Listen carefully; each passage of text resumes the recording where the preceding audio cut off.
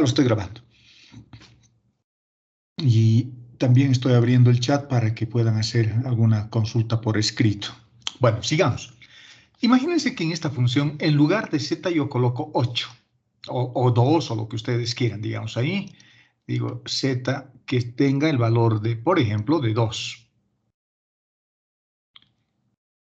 Por lo tanto, elevando al cuadrado ambas expresiones, voy a tener x al cuadrado más y al cuadrado igual a 4. Nos va a quedar esto.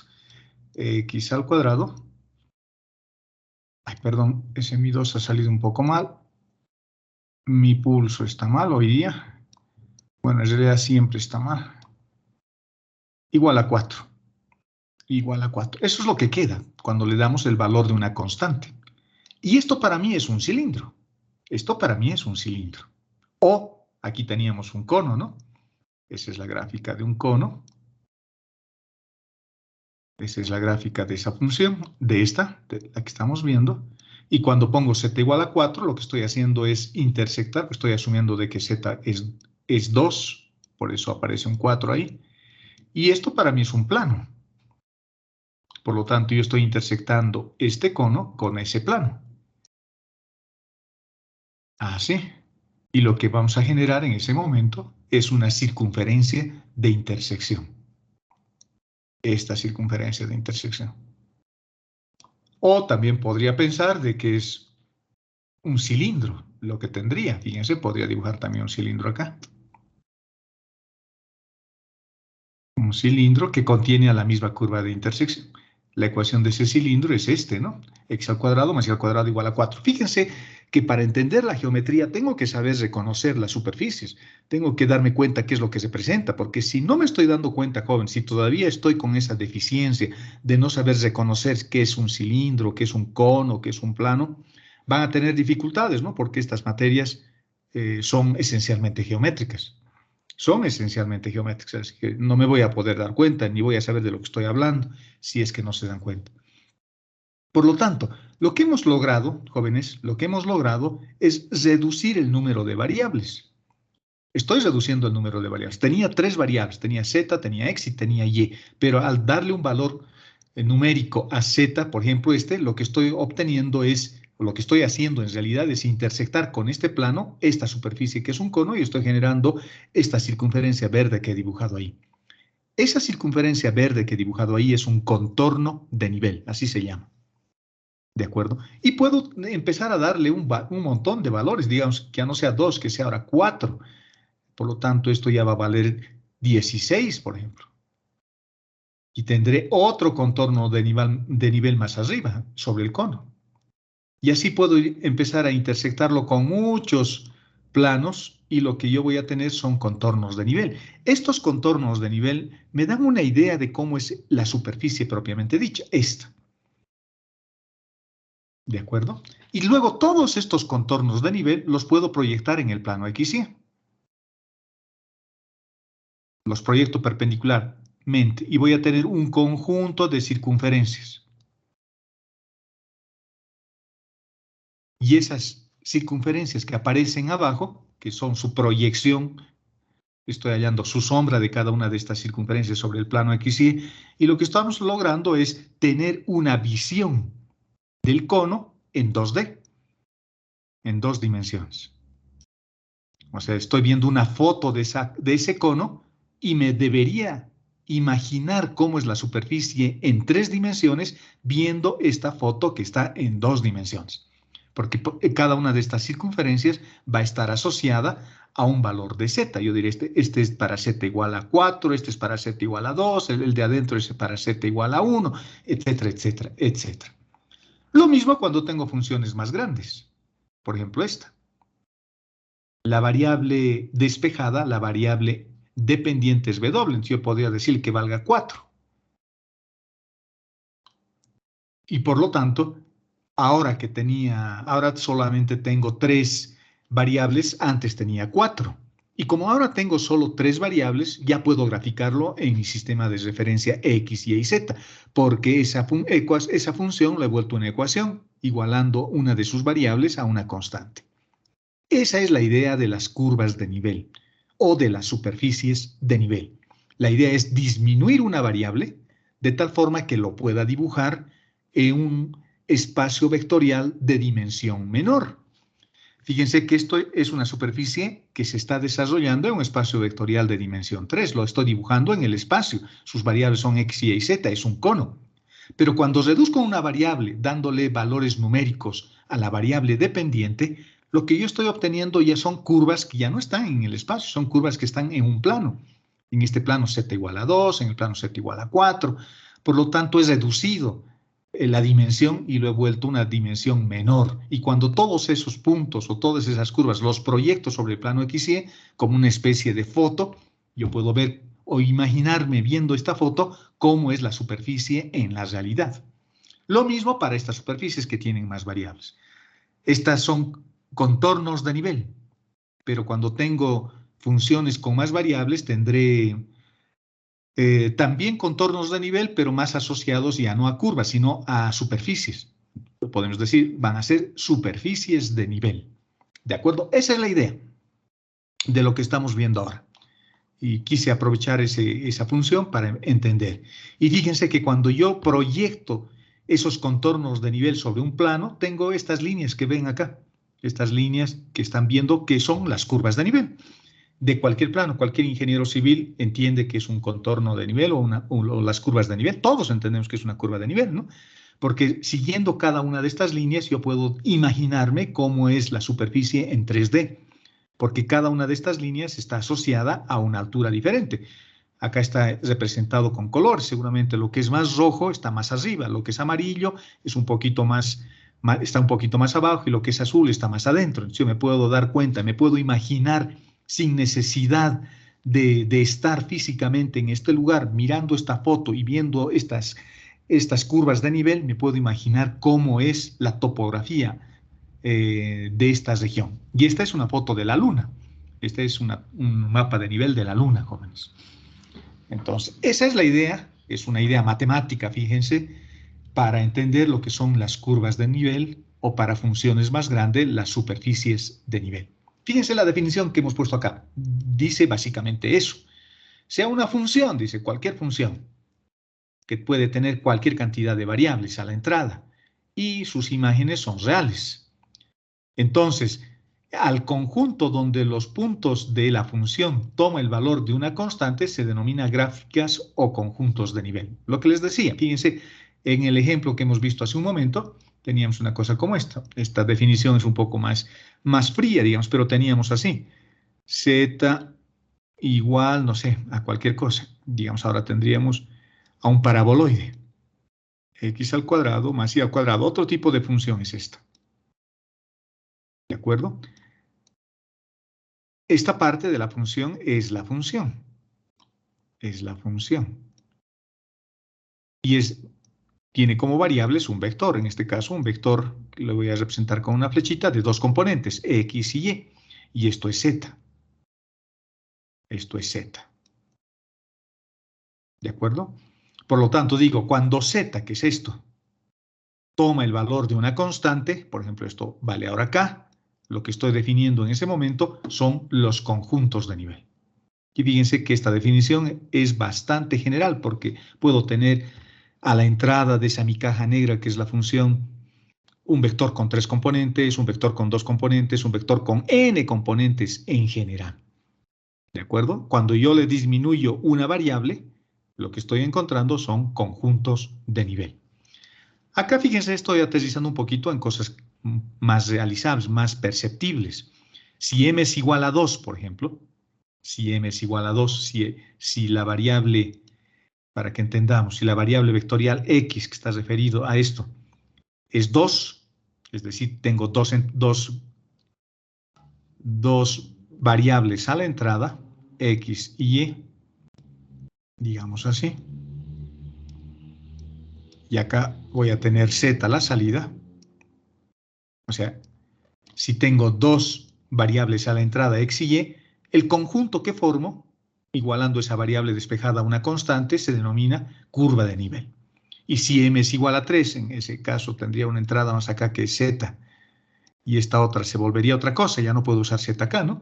Tendría que usar, no sé, una letra, digamos, W. Tengo a la salida W, entonces cuando W toma el valor de una constante, ya no se llama curva de nivel, porque ahora voy a tener superficies de nivel. ¿De acuerdo? De eso se trata esta idea.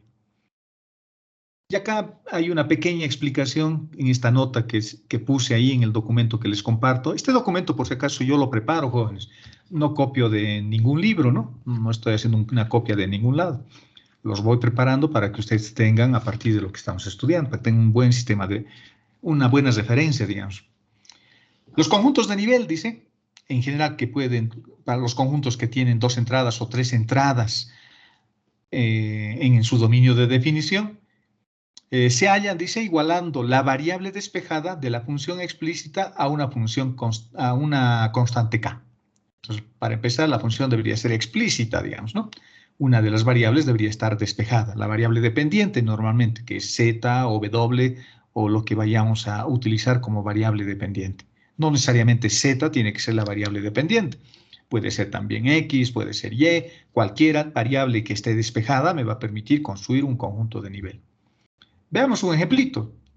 Espero que si se ha entendido, este ejemplo va a parecer bastante trivial ya, ¿no? Veamos. Me están dando esta función. La gráfica de esta función debería ser capaz de reconocerlo. Es un paraboloide también, pero invertido. Por ejemplo, si z vale 0, tengo en el plano z igual a 0, en el plano xy, tengo una circunferencia que se llama x al cuadrado más y al cuadrado igual a 16. Y si x vale 0 y y vale 0, z vale 16. Vale, es decir, ya puedo darme cuenta más o menos cómo es la cosa. La gráfica es una cosa así, es como una campana. Como una campana. Eso es importante, jóvenes, que sepamos reconocer superficies. Si no sabemos reconocer superficies, debería darnos hasta vergüenza decir que estamos estudiando ingeniería, ¿no? Porque se supone que un ingeniero debería ser capaz de reconocer por lo menos las gráficas. Si uno de medicina me gana, es una vergüenza para nosotros. Deberíamos ser capaces de reconocer. Las herramientas nos ayudan, el GeoGebra nos ayuda, pero es mejor que practiquemos con nuestra propia cabeza que confiar en el GeoGebra, digamos, ¿no? Fíjense lo que vamos a hacer. Tengo la variable despejada que es z, así que a z le voy a ir dando valores de una constante. Por ejemplo, esta es la ecuación, la primera ecuación, tengo acá. Y a z le estoy dando el valor de 0. Es la misma ecuación, x al cuadrado, perdón, 16 menos x al cuadrado menos y al cuadrado igual a z, pero z ahora vale 0. Entonces, tengo esta ecuación. Esto lo puedo ver como un cilindro intersectado con este plano, o lo puedo ver como el paraboloide intersectado con este plano. Me va a dar la misma traza de intersección, me va a dar lo mismo. Esto para mí, si alguien me pregunta, ¿qué es esto? Yo diría, esto para mí es una circunferencia porque está en este plano. Por la intersección de un cilindro con un plano me da una circunferencia. Este sería su plano osculador.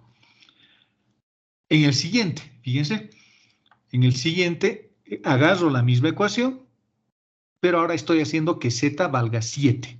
¿Qué es esto? Otra circunferencia. Esta circunferencia, fíjense, tiene un radio menor y está contenida en el plano z igual a 7. Este es su plano osculador. Ahora, si veo solo esto es un cilindro, pero si veo esto y esto, es una circunferencia porque estaría intersectándolos. Fíjense qué importante es hacer una adecuada interpretación de lo que estamos viendo, ¿no? En el siguiente, la misma ecuación, ahora z va a tomar el valor de 12. Y estoy generando una nueva circunferencia contenida en este plano z igual a 2 con un radio menor. Y finalmente estamos viendo, por ejemplo, la última ecuación y estoy haciendo que z valga 16 ahora. Y lo que obtengo es esto, que si les pregunto con seguridad no me van a responder. Porque no es una circunferencia, porque no tiene radio, no es una hipérbola, no son dos rectas, fíjense cómo sería nuestro análisis. Para mí es un punto, porque la única manera de que esta ecuación se satisfaga es haciendo que x valga 0 y que y valga 0, y es la única manera, la única vez, cuando esta ecuación tiene sentido. Después no va a tener sentido nunca, ¿no? Que x valga 1 y y valga 1. 1 más 1 es 2. 2 no es igual a 0. No tiene sentido eso. Le pondré un valor negativo para que se reste. Tampoco tiene sentido porque está X y Y, ambas están elevadas al cuadrado, entonces no tiene sentido tampoco usar un valor de X o un valor de Y negativo. El resultado siempre va a ser más grande que cero. En el único caso donde esto tiene sentido es cuando X y Y tienden, son cero. ¿De acuerdo? Las ecuaciones que resultan de las operaciones anteriores, esto es decir, lo que les he mostrado, corresponden a circunferencias, lo que acabo de explicar. Circunferencias que están contenidas en el plano z igual a 0, en el plano z igual a 7, en el plano z igual a 12, y este es el último plano, z igual a 16, que seguramente es el que está más arriba, ahí, porque su intersección ahí solo es un puntito, porque los otros planos van a intersectar a este paraboloide en circunferencias con un radio diferente de 0, ¿no? Ya no van a ser puntos. ¿De acuerdo? Eso es lo que estoy poniendo como comentario en este párrafo que tenemos ahí. Ahora, fíjense lo que viene a continuación, esa es la parte importante. A estas intersecciones, a esta circunferencia y a todas las que voy a encontrar, por ejemplo, aquí voy a tener otra, digamos, se les llama contornos de nivel, hemos dicho. Solo es un nombre, o sea, no hay necesidad de acordarse su nombre. Son contornos de nivel y este estará en otro plano. En otro plano. Ahora, estos contornos de nivel yo los puedo proyectar sobre el plano XY. A cada una de estas circunferencias, incluido este puntito que tengo acá arriba, los puedo proyectar en el plano XY. En este plano. Y lo que vamos a tener son un conjunto de circunferencias que se van a dibujar en el plano XY, y cuando yo proyecto estos contornos de nivel sobre el plano XY, se denominan curvas de nivel, que es esto, en este dibujo que les he mostrado. Esto está proyectado ya sobre un plano. Ese plano es una hoja de papel o el plano XY, si quieren llamarle así, ¿no? Está proyectado ya sobre el plano XY. Y en vez de identificar cada línea de nivel o cada curva de nivel con un número acá, lo están identificando con un color, la zona, para darme cuenta de que las zonas rojas están más elevadas y las zonas más oscuras, como este azul, están más hondas, son más hondas. Hay una depresión de territorio acá, ¿no? De terreno acá. En cambio, aquí hay una especie de cerro, de montaña, una cosa así. Luego tendremos unos valles que están por ahí, fíjense. Esto es bien interesante, es una forma de ver algo que existe en 3 dimensiones a partir de una interpretación que yo hago en mi cabeza viendo una foto en 2 dimensiones. Eso son las curvas de nivel. La proyección, ya fíjense, en el dibujo que hemos hecho. He dibujado nuestra función, que es esta. Esta función la he dibujado en el MATLAB, lo he dibujado. Y luego he dibujado unas circunferencias, cada una en un plano diferente, en los planos que hemos elegido. En el plano igual a z igual a 0, z igual a 7, z igual a 12, z igual a 16. Fíjense que cada una de estas circunferencias están contenidas en esos planos que he pintado con plomo. Con plomo. Esos son los planos osculadores y el borde y el contorno es la circunferencia. Ahora, todos estos planos, incluido el puntito que está arriba, o todas estas circunferencias mejor, esta que está acá y esta que está acá, incluida el puntito que tengo acá, los voy a proyectar en el plano XY. Los voy a llevar al plano XY, a este plano que está acá abajo. Es como poner un foco acá arriba y permitir que la sombra se proyecte sobre el plano XY. La sombra solo de la circunferencia. Y lo que voy a ver es esto. Estas son las curvas de nivel. Y fíjense que viendo las curvas de nivel, yo debería ser capaz de imaginarme cómo es esto. Fíjense que en cada curva de nivel está asociada a un número. 4, 2, 0, los que dibujé, digamos, en este gráfico. Y cada uno de esos números está asociado al plano donde está contenido. Bueno, perdón. Está asociado al radio que hemos obtenido al intersectarse con el plano. ¿De acuerdo? Eso es. Y las ecuaciones, la ecuación 1, la ecuación 2, la ecuación 3, que es lo que quería decir hace un momento, están asociadas a las ecuaciones de las circunferencias que hemos dibujado acá. Ecuación 1, ecuación 2, ecuación 3, ecuación 4. Es usual, jóvenes, poner en cada una de estas circunferencias un número, pero no el radio como en este caso. Este tiene radio 4, este tiene radio 2, este tendrá radio 3, posiblemente una cosa así. Se ponen números. Por ejemplo, esto sería z igual a 0, el más grande. Esa curva roja, esa circunferencia roja, Le llamo z igual a 0. Eso quiere decir que esta circunferencia está en ese plano. Este será, no sé, el siguiente. ¿Cuál era el siguiente? Z igual a 7. Esto será z igual a 7. Eso me está dando una idea de que esa circunferencia está más arriba que la circunferencia roja. La otra, la azul, esa que estoy marcándoles, estará en el plano z igual a 12. Z igual a 12. Y eso me está diciendo de que esta está todavía mucho más arriba que las otras dos. Y este puntito que corresponde a la ecuación 4, eso me dirá que está en el plano z igual a 16. Entonces, ¿qué es lo que estoy viendo acá? Lo que estoy viendo acá es una figura que está dibujada en el plano XY, pero que mirando y con la información que me están dando, yo me puedo imaginar cómo es esta gráfica en un espacio vectorial de dimensión 3. Entonces, yo debería imaginarme esto. Esto. Así, ¿no? Eso deberíamos ser capaces de imaginarnos. Esta es la circunferencia z igual a 0. La de arriba será z igual a 3.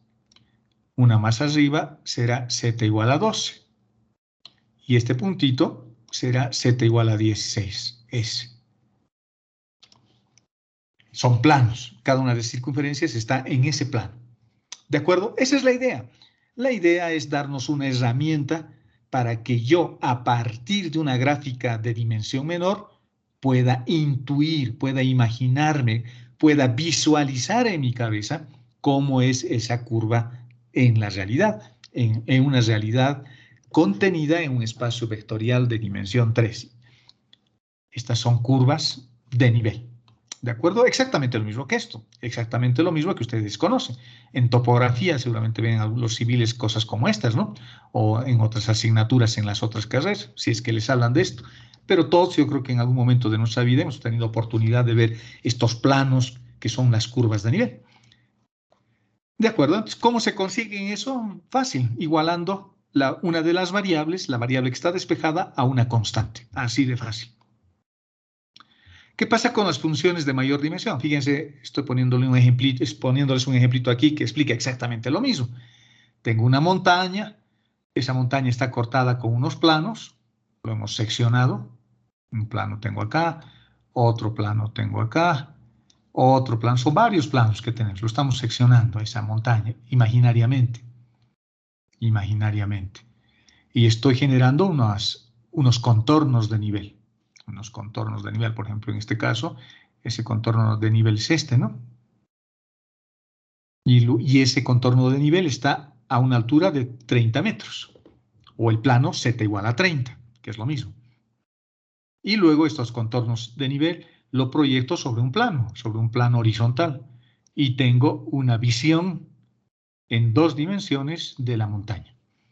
¿De acuerdo? Esa es la idea, bastante sencillo, ¿no? Y esos planos son los planos osculadores de esas curvas que se van generando al intersectar con los planos z igual a 1, z igual a 2, z igual a 3, etcétera, etcétera, etcétera. Y luego hay que proyectarlos ortogonalmente, es decir, que es una proyección perpendicular, ¿no? ¿Qué pasa cuando tengo superficies que son más grandes? O, perdón, hipersuperficies, o funciones que tienen más variables. Por ejemplo, fíjense esta. W igual a x al cuadrado más y al cuadrado menos z al cuadrado. Esta función ya tiene 4 variables, a diferencia de esta otra. Esta tiene solo 3. Tiene x, tiene y la variable despejada, que es z, tiene solo 3 variables. Un par de ellas forman un vector, x y y. Estas forman un vector, y esta es la variable dependiente, que es la función, la salida, el escalar, que yo obtengo dándole valores a x y a y. En el ejemplo que estamos viendo ahora, tengo muchas más variables. Tengo x, tengo y, tengo z. Su dominio de definición está en el espacio vectorial tridimensional, ya no está en un plano. Y dándole valores a x, a y y a z, yo soy capaz de obtener una variable, un valor para la variable z. Por ejemplo, que x valga 1, que y valga 1 y z vale 1. Estoy tomando ese vector, el vector 1, 1, 1. El resultado de w va a ser 1 también. ¿Qué pasa si pongo 2, 2, 2? Voy a tener 4 más 4, 8 menos 4, 4. Entonces W va a valer 4. Estoy dándole valores a esas funciones. ¿De acuerdo? Y esta es la función W. Ahora, ¿qué voy a hacer? La variable despejada es esta, ¿no? Esa es la variable despejada, que es porque depende de X, depende de Y y depende de Z. ¿De acuerdo? Entonces lo que voy a hacer es darle valores constantes también a la variable despejada, que es W. Le voy a empezar a dar valores constantes. No se pone el nombre de una variable, nada por el estilo. Se le da un valor constante y punto. Por ejemplo, que W valga 1. Ah, fíjense, ya debería ser capaz de reconocer. Esto ya no es una curva. Esto para mí es, ¿qué cosa? A ver, ¿quién se acuerda? ¿Alguien se acuerda? Lo más probable que no. Ese es un hiperboloide de un manto. No es que yo me acuerde porque soy docente muchos años. Yo me acuerdo porque analizo antes de ver, porque tampoco me acuerdo de los nombres. Digo, a ver, vamos a hacer un análisis bien rapidito. Que X valga 0. Antes en el plano Y, Z tengo hipérbolas. Que Y valga 0. Ah, tengo hipérbolas. Ya, aquí veo, ya puedo dibujar mis hipérbolas. Si Z vale 0, tengo una circunferencia en el plano XY. En el plano XY tengo una circunferencia unitaria. ¿De acuerdo? Eso. ¿Esto qué es? Ah, bueno, eso es lo siguiente que viene, que también lo vimos en algún momento. Y que si les pregunto, tampoco me van a contestar. Eso es un cono asintótico, que se dibuja así, por dentro de esa primera superficie. Y la otra, bueno, tal vez ya me puedan contestar. Esa es una superficie que se llama hiperboloide de un manto.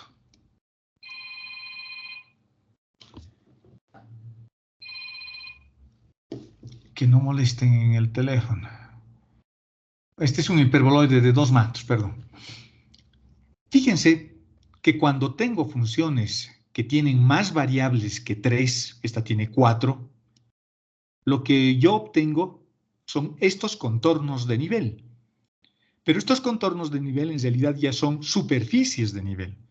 Antes, en estos casos, lo que yo obtenía acá, por ejemplo, estas curvas, son curvas de nivel o contornos de nivel. Pero ahora, cuando le aumento una variable, esta curva se vuelve una superficie, se vuelve el cono, se vuelve el hiperboloide de un manto, se vuelve el hiperboloide de dos mantos. Por lo tanto, la idea es la misma, pero estas curvas ya no las puedo proyectar en ningún plano, ¿no? No se pueden proyectar. Se quedan así como están, sin la proyección.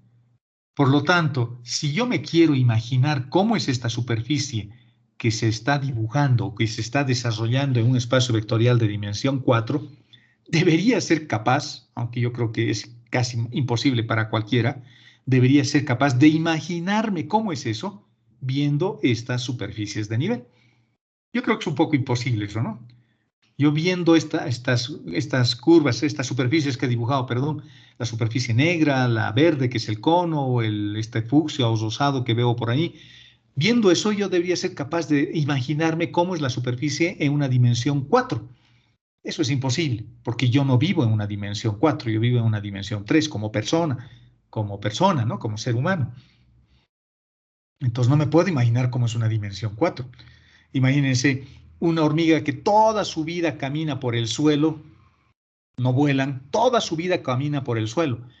Por lo tanto, o una víbora, digamos, para una víbora o para una hormiga, para ellos no existe dimensión 3, ellos solo viven en una dimensión 4, 2 en el plano. No tienen la posibilidad de volar, ¿no?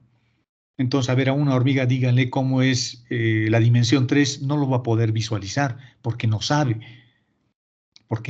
Imagínense un hilo y una hormiga que camina solo sobre ese hilo, sobre un alambre. Para él su dimensión es 1.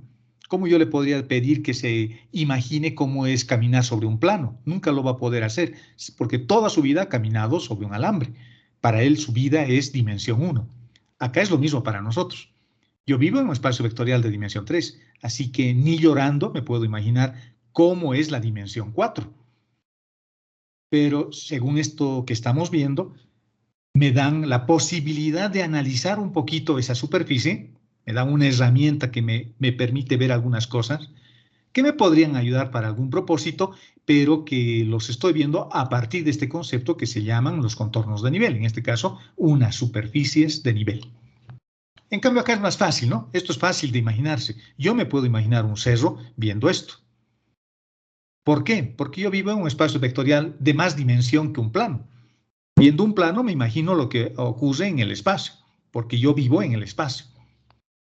Pero si vivo en el espacio, es imposible para mí imaginarme un espacio de mayor dimensión, para todos, para cualquiera, excepto para los que bailan en la hinchada universitaria y están cansados y festejan mucho. Ellos sí se imaginan los espacios vectoriales de dimensión 4, 5 y todos los espacios que hay. ¿De acuerdo? Pero nosotros que no hacemos eso, no nos podemos imaginar. ¿De acuerdo? Y esta nota básicamente dice eso, ¿no? Dice, las curvas y superficies de nivel permiten representar a las superficies en general en una dimensión menor al desarrollo real de la función. ¿De acuerdo? Eso es lo que nos dice. De eso se trata las curvas de nivel. Fíjense que acá les estoy poniendo un ejemplo propuesto para que ustedes vean cómo se puede hacer. Bosquejar la gráfica, dice, de la función. Puedo hacer encontrando contornos de nivel. Puedo decir, a ver, que z sea igual a una constante. ¿Qué cosa tengo? Que z sea igual a 1, que z igual a 2. No se olviden de que esto es z. No se olviden de que esto es z. O puedo decir su traza de intersección, que x valga 0, que x valga 0. Por lo tanto, si x vale 0, voy a tener una gráfica en el plano YZ. Voy a dibujar contornos de nivel también ahí. Y lo que les estoy poniendo acá es una sugerencia. No se olviden que estamos estudiando geometría, ¿no? Y deberíamos ser capaces de graficar esto sin la ayuda de una herramienta, como el GeoGebra, digamos. Es bueno practicar y que nosotros lo podamos hacer. ¿De acuerdo? Y estas cosas sirven para eso, ¿no? Lo que estamos aprendiendo. Yo puedo reducir una variable y fijarme, imaginarme cómo va a ser la superficie viendo esa curva. Y es lo que estoy queriendo que hagan ustedes acá, que se imaginen cómo va a ser esta superficie encontrando curvas de nivel, contornos de nivel, trazas de intersección, intersecciones con los ejes. Ahora tenemos una herramienta más para poder graficar estas superficies. A pulso, ¿no? A pulso, sin máquina, sin computadora y sin GeoGebra. Esa es la idea, que yo aprenda como persona, ¿de acuerdo? Sigamos manipulando estas funciones y lo vamos a hacer con estos ejercicios suplementarios para ver cómo puedo definir un concepto que se llama la composición de funciones. La composición de funciones, me imagino que ustedes ya saben, han visto en cálculo 1, componer una función es meter una variable intermedia, una variable que represente a otra variable o a una función. Y eso es bastante útil, ¿no? Es bastante útil cuando uno resuelve muchas funciones. La composición de funciones es bien importante porque nos permite incluso definir algo que se llama la regla de la cadena, por ejemplo, cuando quiero derivar. A ver, vamos a hacer unos ejercicios suplementarios para tratar de acordarnos de qué tratan estas composiciones de las funciones, ¿de acuerdo? A ver, fíjense que me dan una función media rara, me dan esta función. Una función que depende ya no de x y de y, depende de x más 1 y de y menos 1. Raro, para mí eso es raro, porque hasta ahora me han enseñado de que z es igual a f de x y. Me han enseñado así.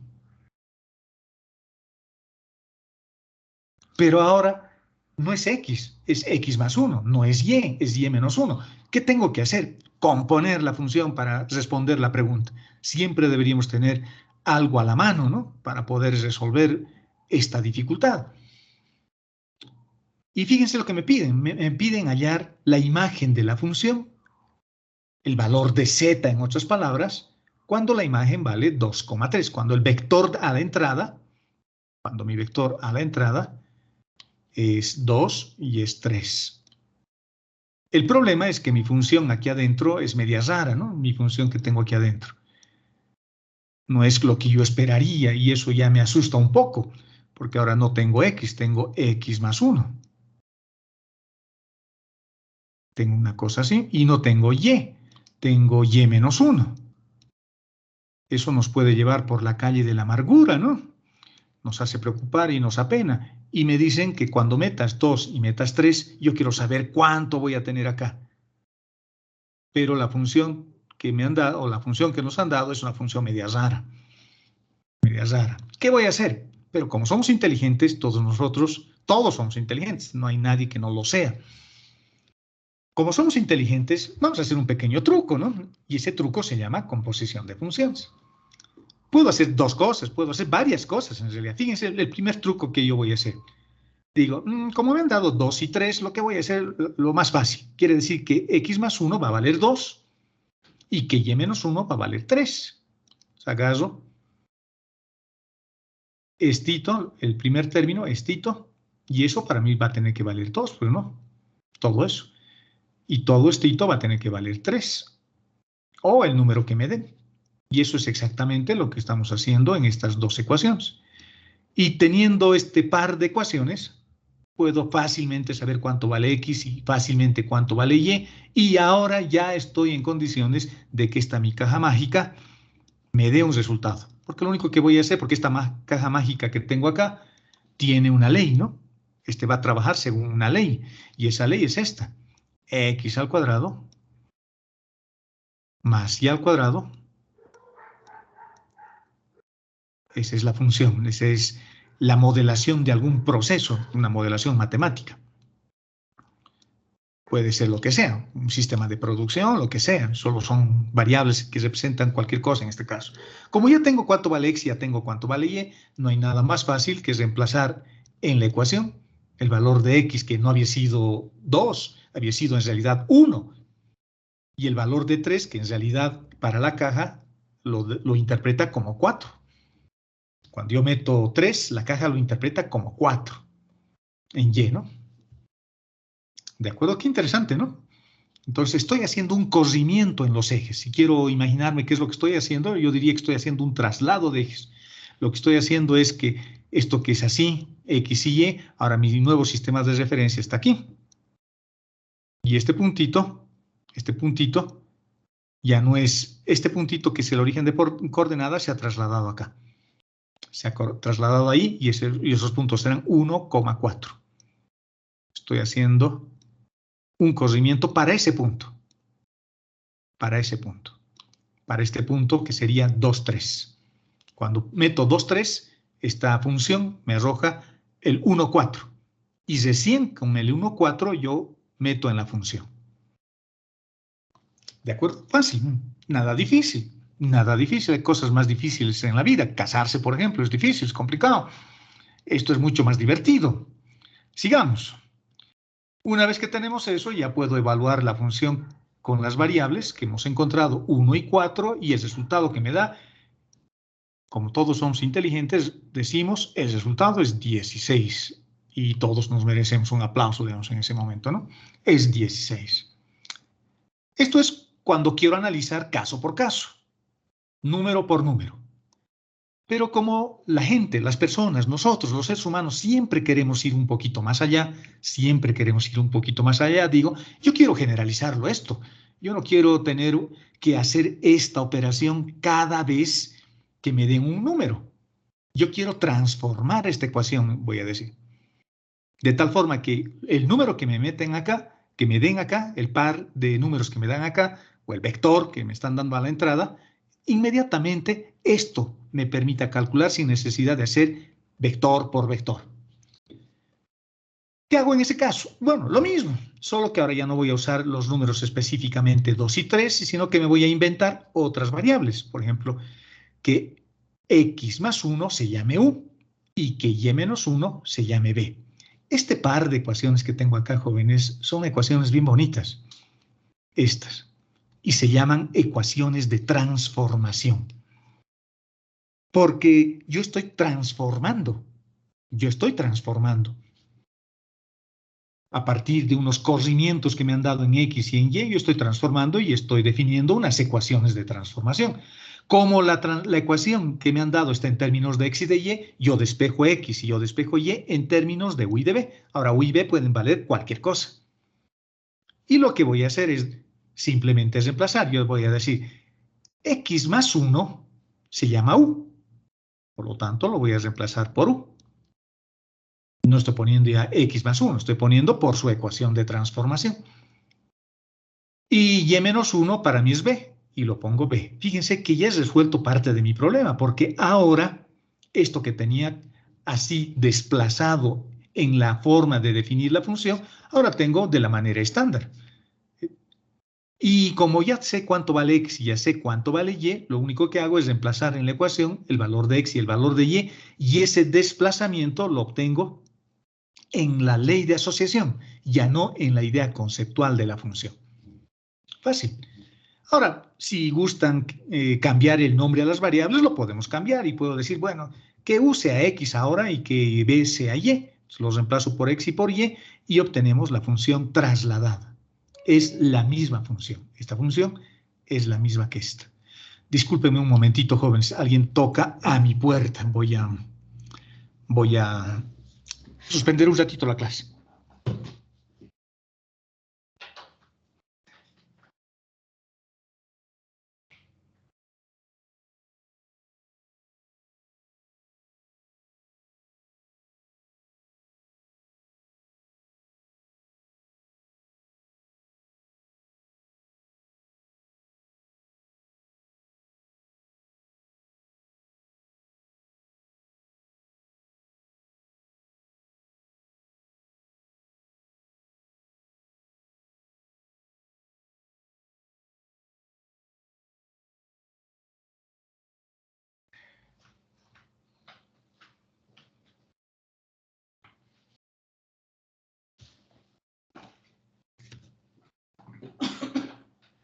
Bueno, ya volví, jóvenes, ya volví. Falsa alarma. Esto que hemos hecho es una composición de funciones. Hemos compuesto las funciones. Y la composición de funciones, la magia ocurre acá. ¿De acuerdo? En estas ecuaciones de transformación. Y en vez de tener ahora ese desplazamiento de las variables en la definición inicial, en la forma como está definida la función, lo he trasladado a la función porque es más práctico. Más práctico. Es mucho más fácil, porque ahora puedo darle cualquier valor a u y a b y voy a ser capaz de encontrar sus imágenes con estos desplazamientos. Incluso ahora puedo meter 2 y 3. Si meto 2 y 3, con seguridad que me va a dar 16 también. ¿De acuerdo? Y así de fácil. Así de fácil. Sigamos. Bueno, con eso hemos visto la geometría de estas funciones. Hemos trasladado un poquito sus ejes usando ese concepto de transformación, de ecuaciones de transformación y composición de funciones. Lo que vamos a empezar a hacer ahora, a continuación, es empezar a estudiar un poco más directo el cálculo propiamente dicho. Y cuando uno empieza a manipular estas funciones, hallando límites y derivadas, eso es lo que vamos a estudiar, lo que vamos a empezar a estudiar. Es decir, vamos a empezar a ver la diferenciación de funciones. Vamos a empezar con las derivadas. Pero cuando yo empiezo o quiero hablar de derivadas, antes de hacer cualquier cosa, tengo que hacer algunas definiciones previas. Y esas definiciones previas tienen que ver con los límites. Con los límites. No se olviden de que una derivada está definida como un límite. Por lo tanto, si voy a hablar de derivadas, porque aquí he puesto diferenciación, si voy a hablar de derivadas, primero tengo que entender lo que es un límite. ¿De acuerdo? Y para hablar de límites hay que hablar de algunos conceptos iniciales. Y ese concepto inicial se llaman conjuntos abiertos, conjuntos cerrados y ecuaciones de frontera. Lo que vamos a hacer es definir un conjunto abierto en este momento. Veamos qué dice este párrafo para que entendamos todos. Se dice que un punto P, cualquiera, es un punto interior a un conjunto U, que está definido en un espacio vectorial de dimensión n, si existe una esfera n-dimensional centrada en A y de radio R positivo que está contenido en U. Esa es la definición de punto interior. Fíjense lo que voy a tratar de hacer acá. Imagínense que esta es para entender mejor. Este es el conjunto U. Ese es mi conjunto U. Y lo que voy a hacer es una cosa bien interesante. Voy a ver este puntito que tengo acá, este puntito que tengo acá. Son dos puntos interesantes porque me van a servir. Dos puntos. Este que está acá y este que está acá. Esos dos puntos. Yo digo, ¿cuál es un punto interior? ¿Este o este? Nosotros que lo estamos viendo nos podemos dar cuenta fácilmente, ¿no? No es difícil de ver cuál es el punto interior con relación al conjunto U, no es difícil, pero para la matemática sí lo es. Entonces, la herramienta que se elige es la siguiente, ¿no? O la forma como se define si un punto es interno o no, es decir, bueno, este puntito que tenga una circunferencia a su alrededor y que su radio sea, no sé, A, por ejemplo, o R. Y esta circunferencia está en este punto acá. Si todos los puntos que encierran la circunferencia alrededor del punto P están dentro de este conjunto, es un punto interior. Eso es lo que está diciendo este párrafo. Fíjense, es bastante trivial, ¿no? Incluso es bastante ingenioso también, porque esa es la manera de saber si un punto es interior o no. Es como entrar a un cuarto, fíjense, imagínense que entran a un cuarto y están al medio del cuarto y ustedes extienden sus brazos. Si todo su cuerpo con sus brazos extendidos está dentro del cuarto, ustedes son un punto interior. Por el contrario, si yo estoy justo en la puerta y extiendo mis brazos y uno de mis brazos está dentro de la habitación y el otro brazo está fuera de la habitación, en ese momento soy un punto de frontera. ¿De acuerdo? De eso se trata la definición de los puntos de frontera y los puntos interiores. No es difícil de entender. Ahora, ¿por qué se define estas cosas? Porque los límites se definen a partir de los puntos interiores y los puntos de frontera. ¿De acuerdo? Eso es lo que dice este párrafo, básicamente.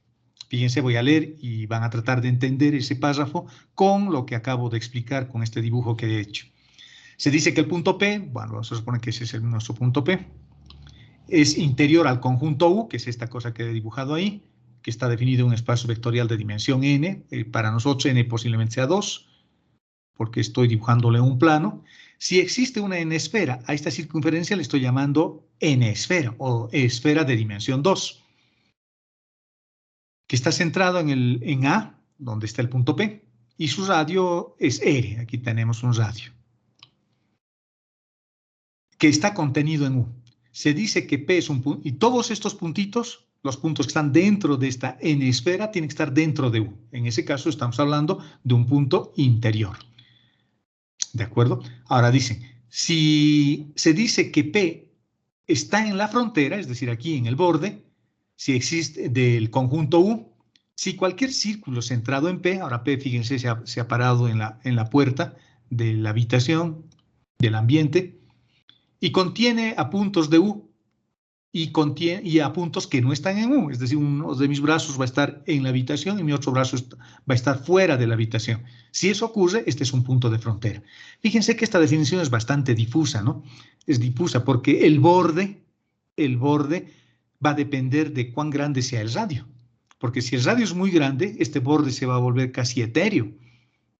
Se va a volver casi etéreo. Y cuanto más pequeña sea el radio, cuando el radio tienda a cero, entonces yo voy a poder definir más fácilmente y con mayor precisión el borde o la frontera.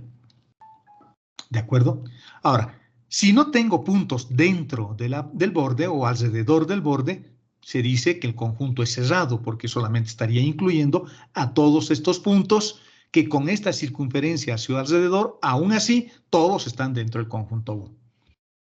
¿De acuerdo? Entonces, no pierdan de vista. Esta es simplemente, estamos definiendo una idea para saber cuando yo hable de punto de frontera, saber a qué nos estamos refiriendo. Y cuando yo hablo de un punto interior, ya sabemos a qué nos estamos refiriendo. Un punto interior, como su nombre lo indica, es un punto que está dentro de algo.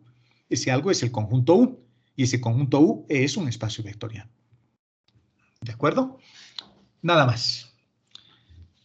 Veamos definiciones de conjuntos abiertos.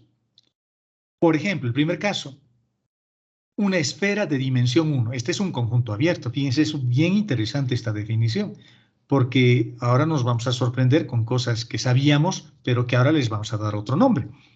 Un intervalo, los intervalos que ustedes manejaban en cálculo 1 para dominios de definición o para lo que sea, es una esfera de radio 1. Y normalmente, dependiendo de cómo dibuja el docente, trazábamos una línea así y decíamos, esto no incluye este borde, no incluye este borde, y acá tengo mi intervalo abierto. Todos los puntos que están acá adentro, sin incluir los puntos de frontera, son puntos interiores. ¿Y dónde está el centro de la esfera? El centro de la esfera está acá y se va a llamar, por ejemplo, A. Y la distancia de A hasta acá es R, y la distancia de acá a este otro lado es también R. Por lo tanto, esto para nosotros va a ser ahora un conjunto abierto, porque no incluye los puntos de frontera. No incluye ni ese ni ese. Ese es un conjunto cerrado, formado por puros puntos interiores. Y esta es una esfera de dimensión 1, un intervalo común y corriente de cálculo 1. Y su radio es R, porque desde acá hasta acá estoy yendo R, fíjense, y de este otro lado a este otro lado también estoy avanzando hacia atrás, digamos, una distancia R. Espérenme un cachito.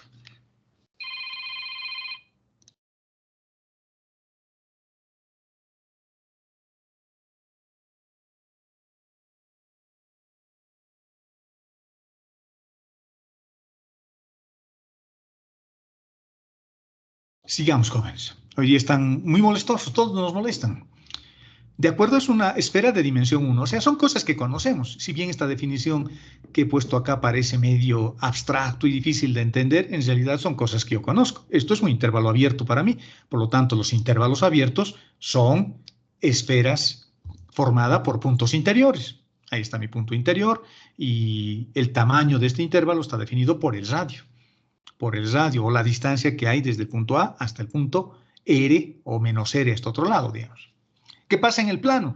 En el plano corresponderá, fíjense, a una circunferencia, con centro en el punto A o en el vector A, cuyas componentes son A sub 1 y A sub 2, y su radio es R. Y va a estar formado por puros puntos interiores. Fíjense, no estoy poniendo acá igual, estoy poniendo menor. Eso quiere decir que va a estar incluido o va a incluir solamente los puntos que están dentro de la circunferencia de radio R, sin considerar los puntos de frontera.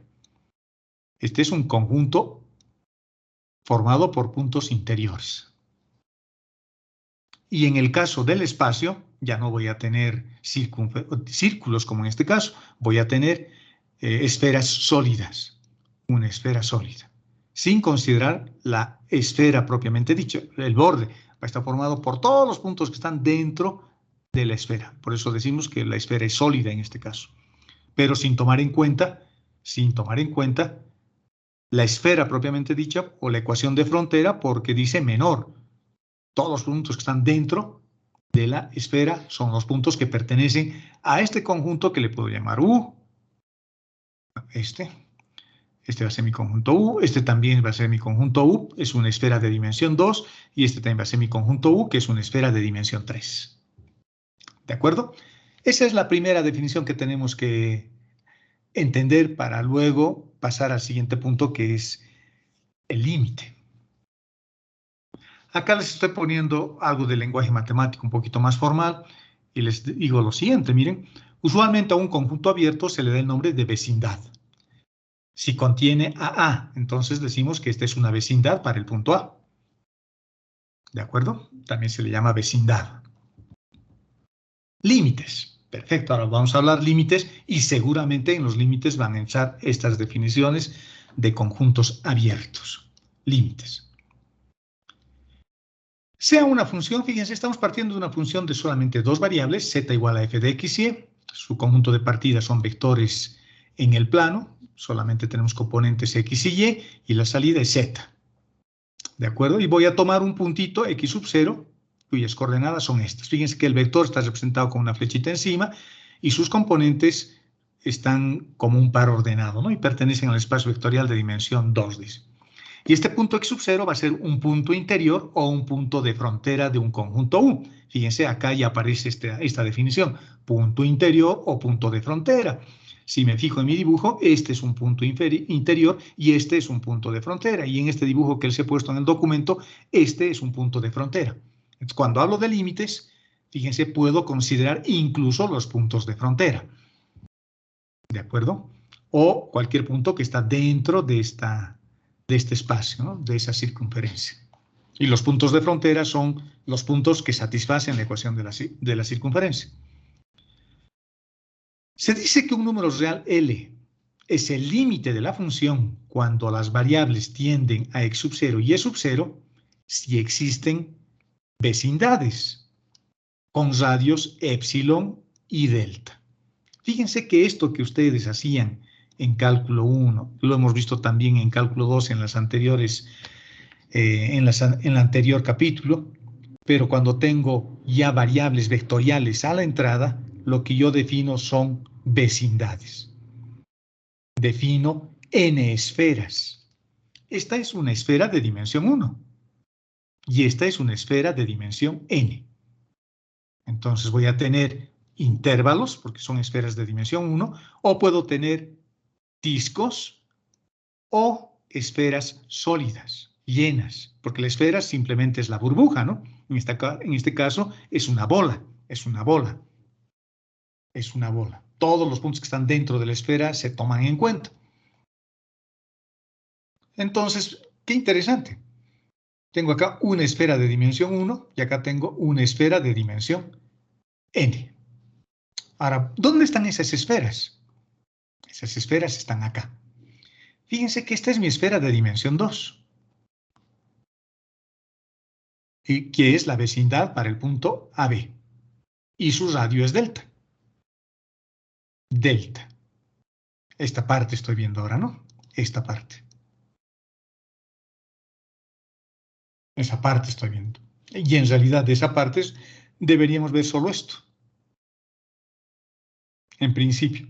Este otro me está diciendo que va a ser más grande que 0 siempre. Por lo tanto, x nunca va a ser igual a x sub 0. Por eso decimos que el límite es una aproximación. Porque si x fuese igual a x sub 0, esto no sería mayor que 0, sería igual a 0. Y eso no ocurre en la definición. Por lo tanto, cuando yo resto el vector x del vector x sub 0, voy a tener una esfera formada por puros puntos interiores de radio delta. Pero x nunca es igual a x sub 0. ¿De acuerdo? Eso es lo que me está diciendo. Y acá es lo mismo. Esta es la función y este es el centro de esa esfera de dimensión 1. El centro es L. Cuando x se aproxima a x sub 0, la función se acerca al centro de esa esfera de dimensión 1. Y se va a acercar tanto como yo quiera, pero nunca va a ser igual. ¿De acuerdo? Es lo que me está diciendo. Quiere decir que, por ejemplo, en este dibujo que tengo acá, si yo quiero aproximarme a este límite, a ese valor de A, me estoy aproximando a partir de esa variable X, me estoy aproximando hasta acá, este es un vector, pero nunca llego al punto A propiamente dicho, o al punto X sub 0, como dice la definición del límite. Nos estamos aproximando, pero nunca va a llegar a alcanzar. Y el radio de esta esfera, que vale delta, va a ir volviéndose cada vez más pequeño, pero nunca va a hacerse un punto. ¿De acuerdo? Esa es la idea del límite, ¿no? Esa es la idea del límite. Entonces, fíjense, las esferas están ahí. Aquí tengo la esfera de dimensión 2 para el conjunto de partida y aquí tengo la esfera de dimensión 1 para el conjunto de llegada. Entonces, el conjunto de partida y el conjunto de llegada, cada una de ellas tiene un conjunto abierto. Un conjunto abierto para definir el límite. Y en cada uno de esos conjuntos abiertos, o esas n esferas, como le hemos llamado, el radio es delta en un caso y en el otro caso es epsilon. Fíjense cómo he puesto acá. El centro de la esfera es L, hacia arriba tengo L más D más epsilon y hacia abajo tengo L menos epsilon. Eso es esto que les he puesto como ejemplo. Estito. Tengo una esfera de dimensión 1. Y eso es interesante, ¿no? Porque la esfera de dimensión 1 está asociada a la imagen, porque la imagen es un real. un punto de la recta real.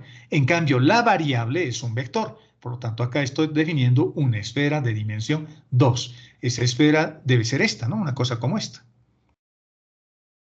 X y Y se están aproximando a A1, A2. Y ese es el valor del límite que tengo que calcular cuando X y Y tiendan a A1, A2. Una esfera de dimensión 2. Por lo tanto, esto me da una idea de la complejidad ya de estos límites.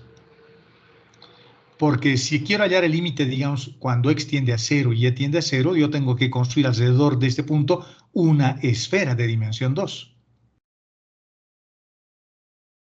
Y cuando tengo una esfera de dimensión 2, yo tomo un punto cualquiera de acá, un vector cualquiera, ese es un vector. Sus coordenadas son X y Y, los represento con X simplemente.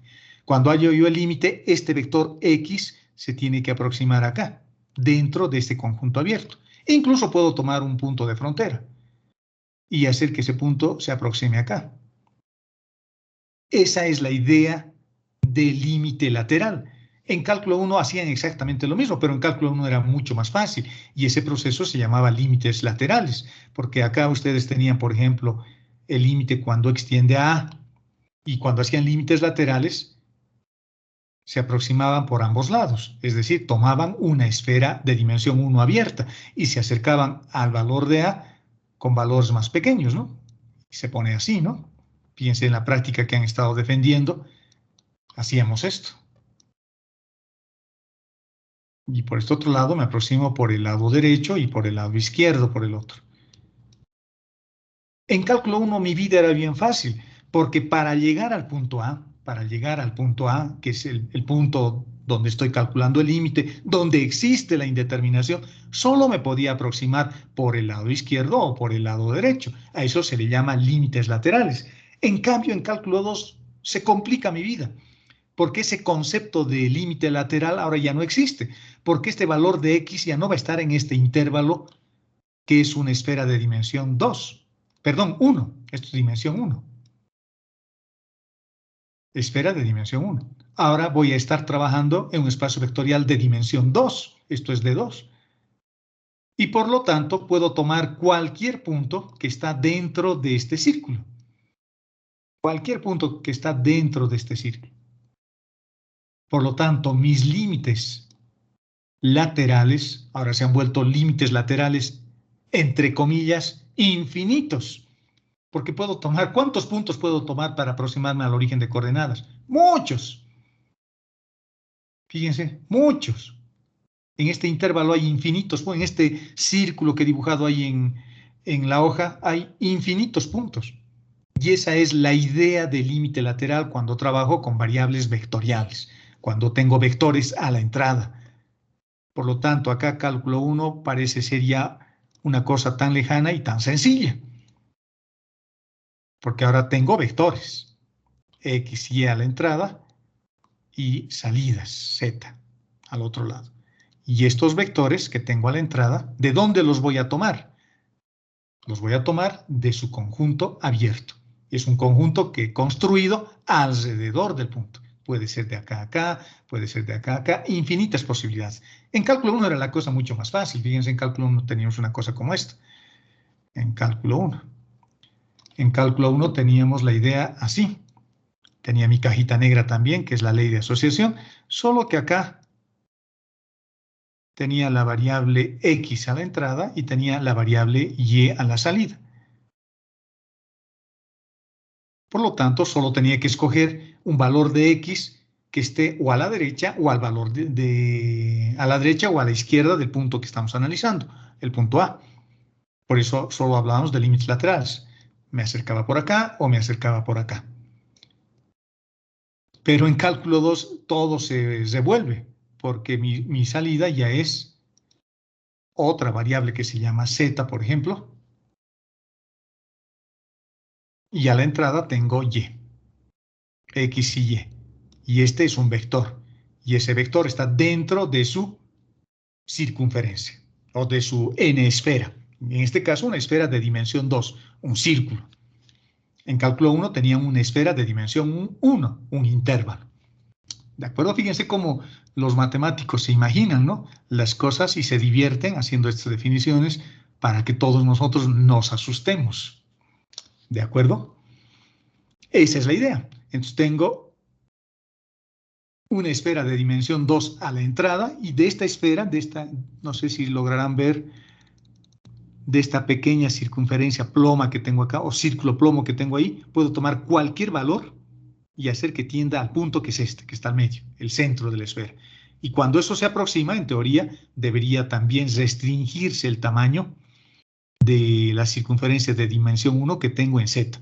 A medida que me voy aproximando al punto, al vector aquí, porque este es un vector, esto también se va aproximando a L, pero nunca llega a tomar el valor del vector a la entrada y nunca llega a tomar el valor de la imagen a la salida.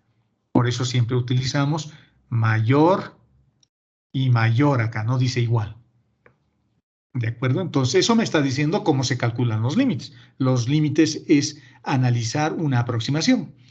Pero la aproximación es tan buena que decimos que el límite existe, que realmente a medida que nos acercamos a este puntito que está acá, que está por acá, a medida que me acerco a este puntito, a partir de cualquiera que está dentro, a cualquier vector que está dentro de esta circunferencia, se supone que la imagen también va aproximándose a él. Pero la aproximación es tan buena que decimos que cuando la función tiende al vector x sub 0, su imagen tiende a L. Y eso es lo que luego se expresa en la definición del límite. Es lo que estamos haciendo. Qué interesante, ¿no? Digo, este va a ser mi puntito x sub 0 en el plano xy. X sub 0, y sub 0. Bueno, esto lo ponemos como vector. Acá está alrededor su n esfera de dimensión 2. Todo esto. Todos esos puntos. Y en esta región me aproximo acá. Cuando eso sucede, lo que ocurre en las imágenes es que si existe un límite, el límite se va a aproximar por este lado o se va a aproximar por este otro lado, porque es una esfera de dimensión 1. Es lo que se muestra acá, si el límite existe. ¿De acuerdo? Esa es la definición de límite, jóvenes, y es bastante geométrico entender cómo se define el límite. Qué interesante, ¿no? Y acá dice básicamente lo mismo, lo que les acabo de explicar. Fíjense lo que dice. Esto significa que podemos obtener valores de x y tan cercanos a L como queramos. En todos los puntos que están suficientemente próximos a x sub 0 y y sub 0, pero distintos de él. Es decir, que nunca voy a llegar a tomar el valor. Aquí le falta una R, que es ramos. Las propiedades, bueno, todo lo que han aprendido de límites, jóvenes, se aplican también en cálculo 2 con una visión un poquito más amplia, como vamos a ver en los ejemplos que vamos a empezar a revisar a continuación. Y también les estoy poniendo las indeterminaciones para que se acuerden cuáles son. Que veo que es necesario porque a veces no nos damos cuenta o nos equivocamos. Una indeterminación es una máscara. Cuando yo reemplazo el valor del vector en la función, fíjense en los ejercicios que hemos hecho hace rato, tenía, por ejemplo, x al cuadrado más y al cuadrado, por ejemplo, más y al cuadrado, y vamos a suponer que esto es igual a z. Vamos a suponer que esto es z. Cuando yo agarro el vector x sub 0 y y sub 0, perdón, x y x vale 1 y y vale 1, z vale 2. Ahí no hay indeterminación. Pero si yo pongo, por ejemplo, aquí dividido entre x más y digo que x y tiendan a 0, que x tiende a 0 y tiende a 0, es un vector que está tendiendo al origen de coordenadas, acá se presenta una indeterminación. Si yo reemplazo directamente x igual a 0 y igual a 0 y lo sumo arriba y lo sumo abajo, tengo una indeterminación. Quiere decir que la función está enmascarada. El valor de la imagen, el valor de L, del límite, está oculto. Por lo tanto, tengo que levantar la indeterminación resolviendo un límite. Si lo dejo así, 0 sobre 0, no he hecho nada. No he hecho nada. Simplemente estoy viendo, en ese momento estoy sin lentes, estoy ciego, no puedo ver. No puedo ver el valor de la imagen. Tengo que sacarme los lentes o ponerme mis lentes para ver la función. Ponerse los lentes quiere decir resolver. Y si me pongo los lentes y veo que no existe imagen, entonces ahí recién diré que el límite no existe y que la función z no existe. ¿De acuerdo? Que para ese valor 0, 0 no hay valor de z. Que puede ocurrir, ¿no? Que puede ocurrir. Esa es la idea del límite y eso, por eso se calcula límites. Lo paradójico es que ocurren cosas tan interesantes como esta, ¿no? Por ejemplo, indeterminaciones son 0 sobre 0, porque yo no sé cuánto vale. Yo sé que 0 sobre 5 es 0, pero si hago 5 sobre 0, eso es infinito. Por lo tanto, el rango de variación para esta primera indeterminación es grande. Estoy variando desde 0 hasta infinito. Esta otra también es complicada. ¿Cuánto es infinito?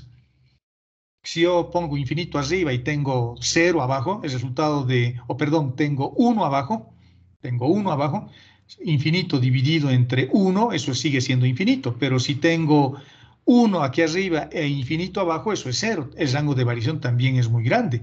Esto también es medio raro. ¿Cuánto es infinito menos infinito? Alguien podría decir, es 0. Mentira, no es 0. Porque ¿cuánto es infinito? Porque hay infinitos y hay transinfinitos. Hay infinitos que son más grandes que otros infinitos. Imagínense la recta real.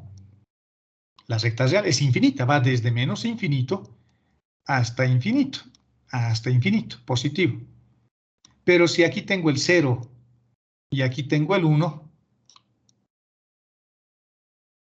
entre estos dos, en este intervalo, también hay infinitos números. También hay infinitos números. ¿Qué infinito es más grande? ¿Este que está acá o el que va desde el lado izquierdo al lado derecho? Por lo tanto, hay infinitos que son más grandes que otros. Y cuando pongo este infinito acá, ¿se estará refiriendo a este o se estará refiriendo al otro? No se sabe. No se sabe. Eso es una indeterminación. Es una forma de ocultar la imagen de la función. La matemática juega con nosotros porque oculta las imágenes.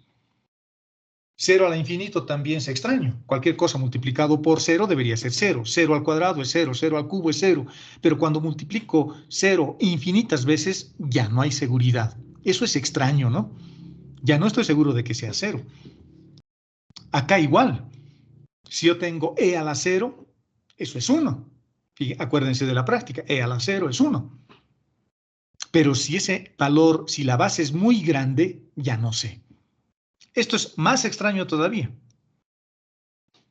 Porque 1 por 1 es 1, 1 por 1 por 1 por 1, 10 veces sigue siendo 1, pero si el 1 se multiplica infinitas veces, ya no hay seguridad. Fíjense que la matemática es bien extraña y por eso es importante el cálculo de límites.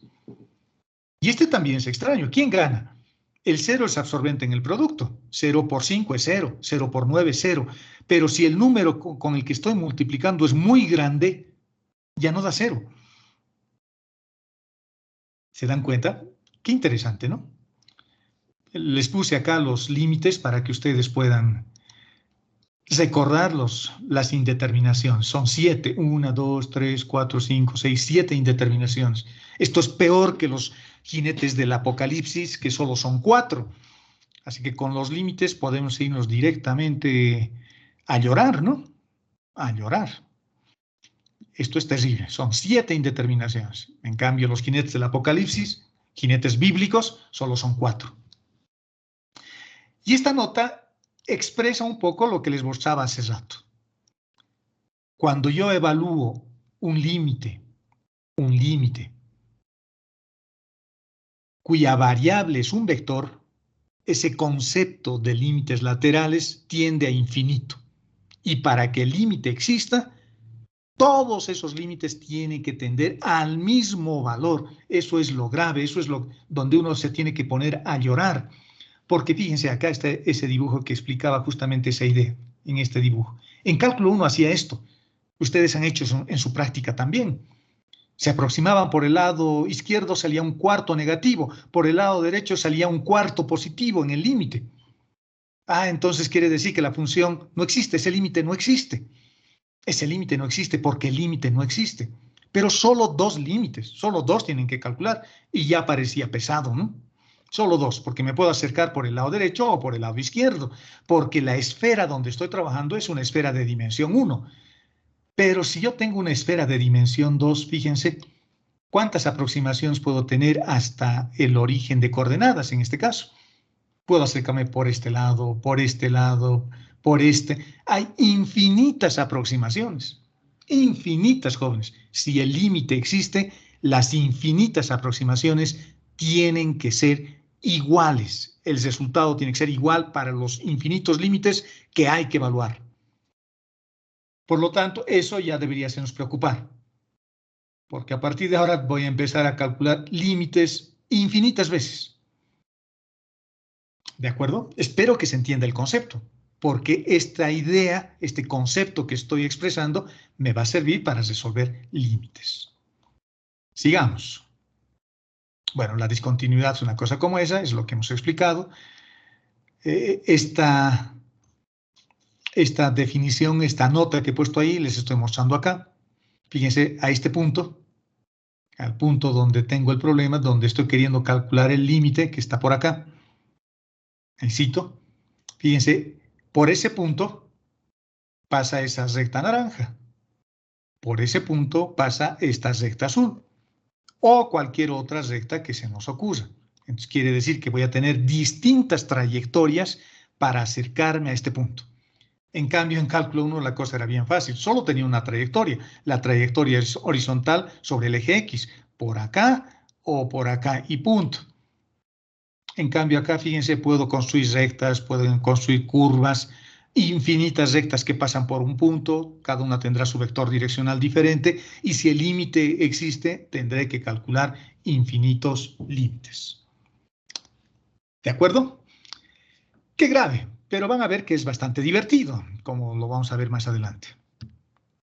Cuando hablamos de límites, también hay que hablar de continuidad, no se olviden, y la continuidad implica tres condiciones, las mismas de siempre. Y cuando uno habla de continuidad, hay que revisar estas cosas, ¿no? La primera, el límite tiene que existir y la función tiene que estar definida. Vale decir, el límite debe existir en el punto. O sea, yo tengo que calcular los infinitos límites que me han dicho que debo calcular y demostrar que existe el límite. Luego, alguien me tiene que decir cuánto vale la imagen de la función en x sub 0. Y el tercero me dice que el valor del límite y lo que me han dicho tienen que ser iguales. ¿De acuerdo? En este ejemplito se ve eso bien, ¿no? En este lugar. Alguien me puede decir, por ejemplo, tu límite vale 5. O la función está definida así, vale 5. Z vale 5 en ese momento. Vale 5. Por lo tanto, ya me han dado el valor de la función. Z vale 5. Vamos a suponer que es eso.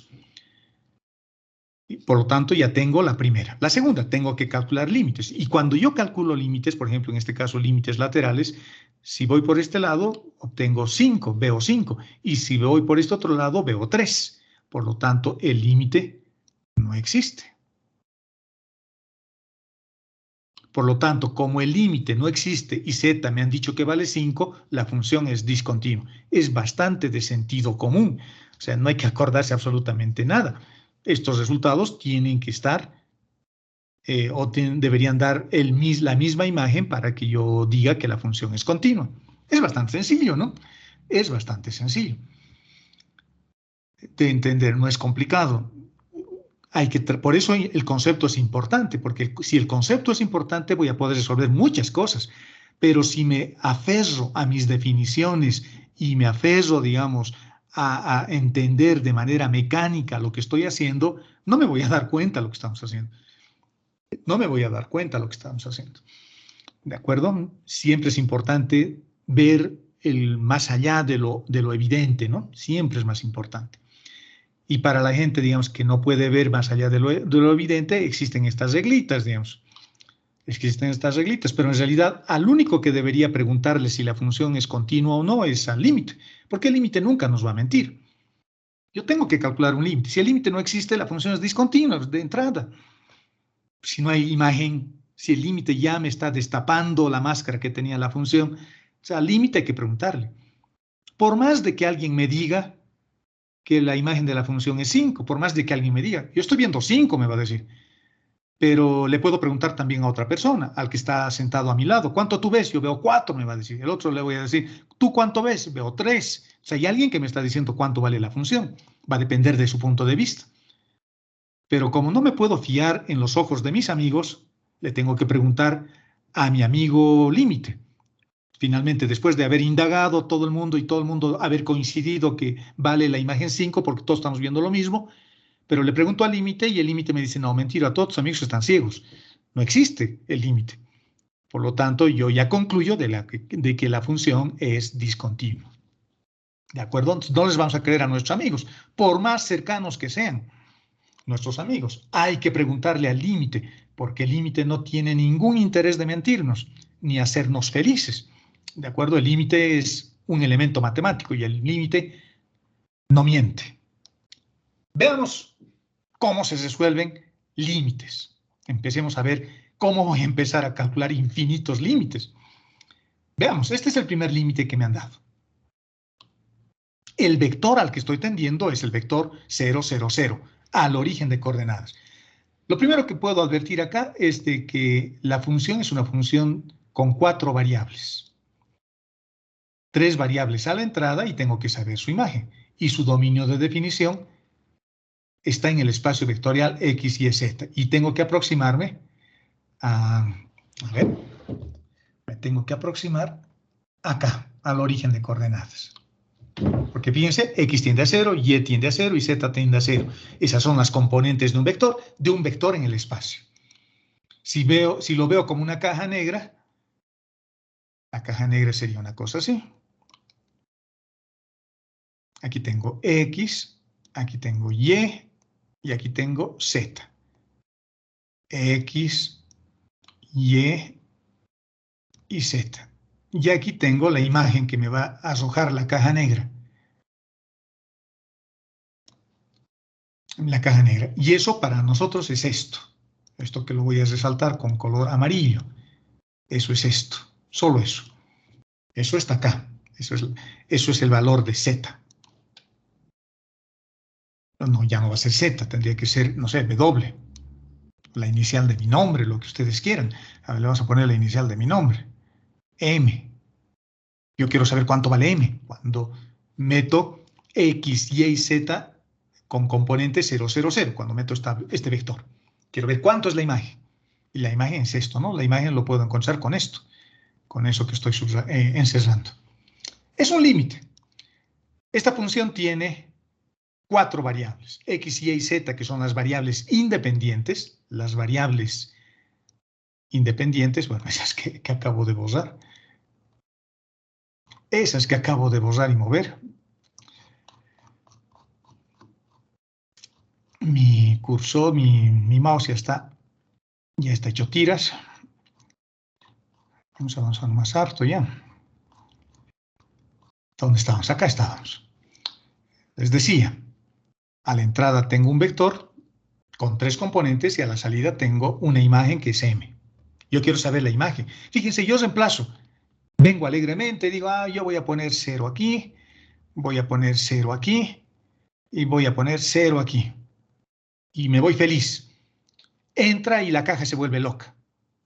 Esta caja se raya, se vuelve loca, le parto un rayo, porque lo que me va a dar en ese momento es 0 sobre 0.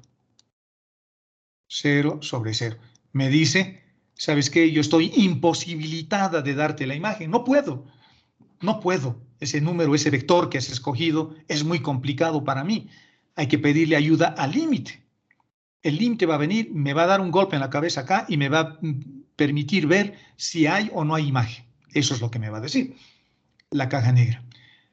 No me puedo quedar solo aquí, ¿no? No me puedo quedar acá, porque yo me voy a quedar sin saber cuánto vale la imagen. Entonces, tengo que empezar a ver cómo voy a resolver este límite. Y me han dicho de que los límites se pueden calcular de distintas formas. La primera forma que vamos a calcular es aproximándonos mediante ese concepto ampliado de límites laterales. Mi problema es que ya no tengo solo 2 direcciones, por el lado izquierdo o por el lado derecho. Ni siquiera esto, porque esto está en el plano. La esfera que yo tengo en este ejercicio es de dimensión 3. Pues es más complicado todavía, porque alrededor de esto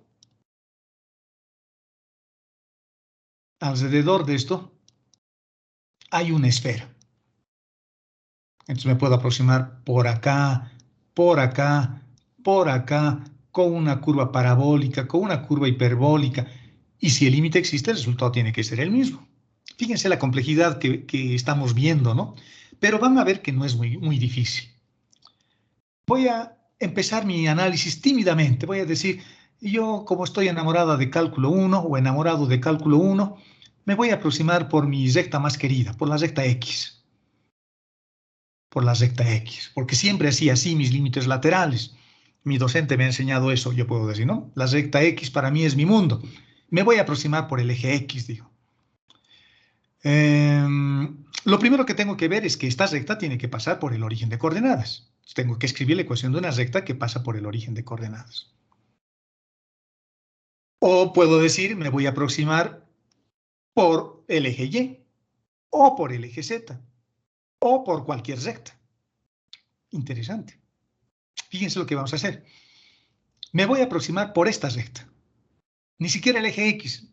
Me he enojado con el eje X porque no me ha ido bien en cálculo 1, digamos. Mi docente me odiaba, vamos a suponer que les odiaba. O no le entendían. O lo que sea.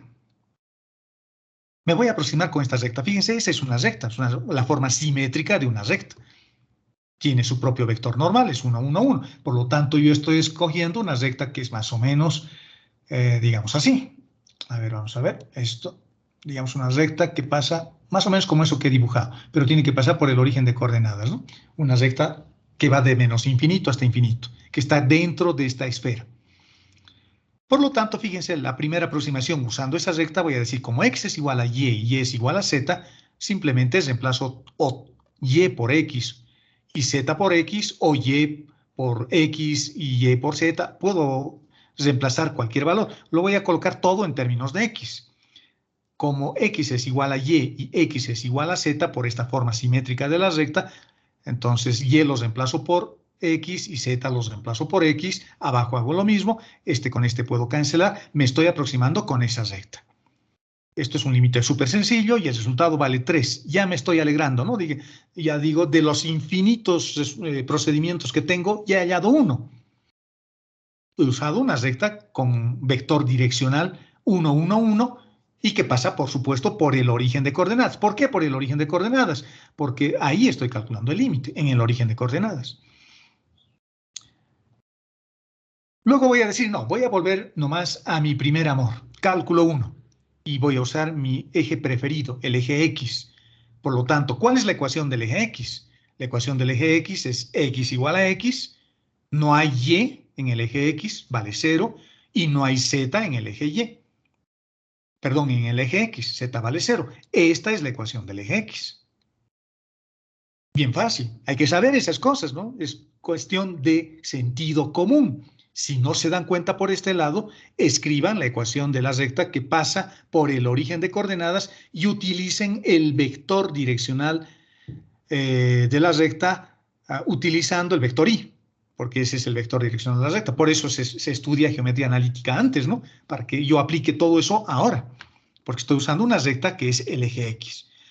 Como en el eje X, Y es 0 y Z es 0, simplemente anulo X, anulo Y anulo Z y me queda un límite mucho más simple.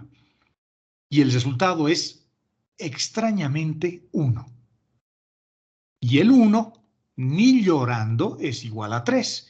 Mis límites laterales, entre comillas, en este concepto extendido, no son iguales. Por lo tanto, esta función no tiene imagen en el origen de coordenadas. El límite no existe. No hay el valor de m acá.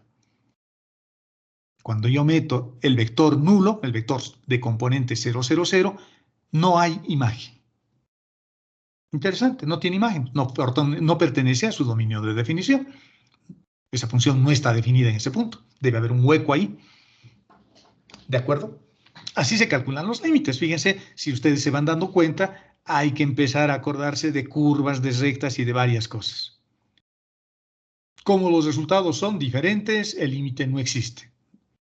No se cumple el teorema de la unicidad del límite. El teorema de la unicidad del límite dice que cuando yo analizo límites laterales, estoy viendo cálculo 2 para que entendamos, cálculo 1 para que entendamos cálculo 2. El teorema de la unicidad del límite dice, cuando tú estudias los límites y los resultados no coinciden en tu análisis de límites laterales, el límite no existe. Ese teorema se llama el teorema de la unicidad del límite. ¿De acuerdo?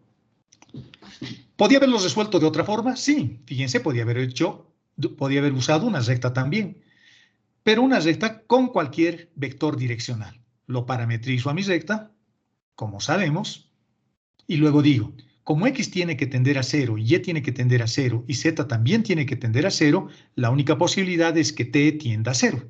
Por lo tanto, en lugar de tener tres variables tendiendo a 0, x, y z, hago que solo t tienda a 0. Y las ecuaciones paramétricas de la recta los reemplazo en el límite. En lugar de x coloco t veces u sub 1. En lugar de y coloco t veces u sub 2, donde u sub 1, u sub 2 y u sub 3 son los vectores direccionales de la recta. Fíjense que acá estoy probando con infinitas rectas. Ya no con dos, con infinitas al mismo tiempo. Luego, z reemplazo por t veces u 3, reemplazo en el denominador lo mismo. Fíjense, tengo esto. Y el límite de resolver este límite es súper sencillo. Puedo factorizar t en el numerador, factorizar t en el denominador. Como t tiende a 0 y no es 0, puedo cancelarlos, porque si no estaríamos cancelando ceros y eso no es posible. Y me queda un resultado como este. Fíjense que el resultado depende del vector direccional. Depende del vector direccional. Es decir, en función de qué recta, con qué dirección yo elija, voy a tener un resultado diferente. Por lo tanto, el límite tampoco existe. Bueno, en realidad ya sabíamos que no existía. Acá estoy probando con infinitas posibilidades con este procedimiento. En cambio, acá, en el ejemplo inicial que hemos hecho, estoy viendo solo dos posibilidades. Una recta que tiene pendiente 1, 1, 1 y otra recta que tiene pendiente horizontal, el eje X. ¿De acuerdo? En cambio acá ya he sido más agresivo. He dicho voy a probar de una sola vez todo y estoy obteniendo que el límite depende del vector direccional. No puede ser, ¿no? Si el límite existe, no debería depender del vector direccional. Por ejemplo, si yo utilizo el vector direccional 1, 1, 1, el primero que hemos utilizado, ese, si yo utilizo eso, reemplazo acá. 1 más 1, 2 más 1, 3. Arriba tengo 3. Y abajo voy a tener 1 más 1, 2 menos 1, 1. El resultado es 3. 3 dividido entre 1 es 1, que es el resultado que habíamos visto acá. Perfecto. ¿Qué pasa con el otro caso? El vector direccional en el segundo caso que hemos utilizado es el vector y. Y el vector y es 1, 0, 0. Entonces reemplazo 1, 0, 0. 1, 0, 0. 1 dividido entre 1, 1. Y ese resultado coincide con lo que hemos encontrado acá. Fíjense, este resultado único ya me está mostrando que ese límite no existe. ¿De acuerdo? Veamos otro ejemplo. Demostrar que este límite no existe. Me están pidiendo ahora que demuestre que el límite no existe. Veamos. Usaremos una estrategia similar al anterior caso. Vamos a aproximarnos mediante distintas curvas. Ahora, el dominio de definición está en el plano X y Y, por lo tanto, tengo que aproximarme en una esfera de dimensión 2. En el anterior ejemplo, nos hemos aproximado en una esfera de dimensión 3. Esta es una esfera realmente. En cambio, ahora tengo solo un disco. Entonces, me voy a aproximar alrededor del origen de coordenadas, alrededor de un disco. Así. Y es más sencillito. Pero, de todas formas, existen infinitas posibilidades también. Veamos. Y acá específicamente me están diciendo de que el límite no existe. Correcto. Veamos qué podemos hacer ahora. Vamos a usar una estrategia similar. Nos vamos a aproximar, pero ya no voy a hacer recta por recta. He visto que puedo hacer una prueba o infinitas pruebas de una sola vez. Entonces voy a escoger una recta, fíjense, es una recta del plano XY, facilito, y igual a MB, M veces X. Si X vale 0, Y también vale 0, por lo tanto sí nos estamos acercando al origen de coordenadas. Y el resultado no debería depender de la pendiente, si el límite existe. Entonces me estoy acercando con esta recta, por ejemplo, o con esta otra, o con esta otra. La pendiente puede ser positiva, negativa, puede ser 0, puede ser infinito, cualquier pendiente. Entonces voy a hacer de una vez una prueba con infinitas posibilidades. Si X vale 0, Y también vale 0. Por lo tanto, esa es una recta que pasa por el origen de coordenadas. Está bien. Lo que voy a hacer es básicamente lo mismo. como voy a usar la variable x como variable para calcular el límite, y lo voy a parametrizar en términos de x, y de hecho ya lo tengo acá. Y voy a reemplazar por m veces x. Y eso es lo que estamos haciendo acá. Arriba y abajo, en el numerador y en el denominador. Haciendo un poquito de operaciones, me queda una cosa como esta. Este es el límite que tengo que resolver, es un límite de cálculo 1. Puedo cancelar 2 de estos con 2 de estos y me queda esto. Y si yo reemplazo el valor de x, fíjense, ya no tengo indeterminación, porque arriba voy a tener 0, pero abajo voy a tener m al cuadrado, porque estoy reemplazando x por 0. Y el resultado es 0. Eso me permite reír un poquito, me alegro, ¿no? Como cuando es mi cumpleaños, o en Navidad, o un domingo en la mañana, o cuando mi equipo de fútbol gana. Digo, qué bien, he hecho infinitas pruebas y el resultado vale 0. Pero siempre viene el aguafiestas de la fiesta y dice, ¿sabes qué? Si bien has hecho infinitas pruebas, pero no es la única forma de aproximarse al origen de coordenadas. Podrías aproximarte también con parábolas, con distintas distancias de latus rectum. Así. O podrías utilizar otras parábolas hacia abajo. Es otra forma de pasar por el origen de coordenadas con estas curvas. Así que te has alegrado en vano, me dirían, ¿no? Te has alegrado en vano. Entonces tenemos que volver a nuestro trabajo y decimos, me voy a aproximar ahora entonces con parábolas. Y las parábolas, por ejemplo, son así. El valor de K es una constante, es lo que representa el latus rectum. Es decir, si la parábola es más abierta o menos abierta. Entonces, mi resultado no debería depender de eso. No me interesa si la parábola es un poco más plana o menos plana, digamos, yéndome a una comparación extrema. Son infinitas parábolas. Una parábola diferente para un valor de K diferente. Hago exactamente el mismo procedimiento. Digo, voy a reemplazar y por la ecuación de la parábola, ahora ya no es una recta. Empiezo a hacer mis cálculos, simplifico x, cancelo los términos que puedo. Por ejemplo, estos puedo cancelar con esto. Me queda un x arriba. Me queda esta expresión después de haber simplificado el valor de x, reemplazo x y arriba voy a tener 0. Fíjense lo que estoy haciendo. Esto es una cosa interesante acá, miren. Estoy separando esto en dos límites por propiedades de límites. Las propiedades que han aprendido en cálculo 1 se siguen aplicando. Un límite para x simplemente cuando x tiende a 0 y un límite para este otro. El x lo estoy separando, lo estoy sacando. Y por lo tanto, este límite lo estoy expresando como el producto de dos límites. El límite cuando x tiende a 0 es 0 nomás. No hay ningún problema ahí, no hay indeterminación. Y el límite cuando x tiende a 0 en el otro término, en este, el resultado es 1 sobre k. Y k es una constante. Y el resultado también es 0. Coincidente con el otro, con el anterior. Y me encuentro con mi amigo y le digo, ¿sabes qué? Creo que estabas equivocado. He hecho infinitas pruebas, con infinitas rectas y con infinitas parábolas, y el resultado sigue saliendo 0. Luego mi amigo me recuerda, pero te están diciendo que no existe. Entonces volvemos a nuestra mesa de trabajo y decimos, ¿con qué más puedo probar? Hay infinitas posibilidades. Probaré con parábolas cúbicas, parábolas de este tipo. También podría probar con, no sé, con una función valor absoluto, por ejemplo.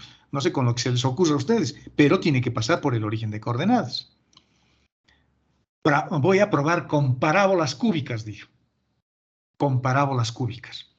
Y me invento una parábola cúbica, esta por ejemplo, y fíjense que depende de C. Esa parábola cúbica va a ser esa que he dibujado o podría ser una un poquito más plana, digamos así. Estas parábolas cúbicas van a depender del valor de C. ¿Dónde está? ¿Dónde estamos acá? Del valor de C. Son infinitas parábolas cúbicas. Con valor de C diferente obtendremos diferentes parábolas cúbicas. Hacemos el mismo procedimiento.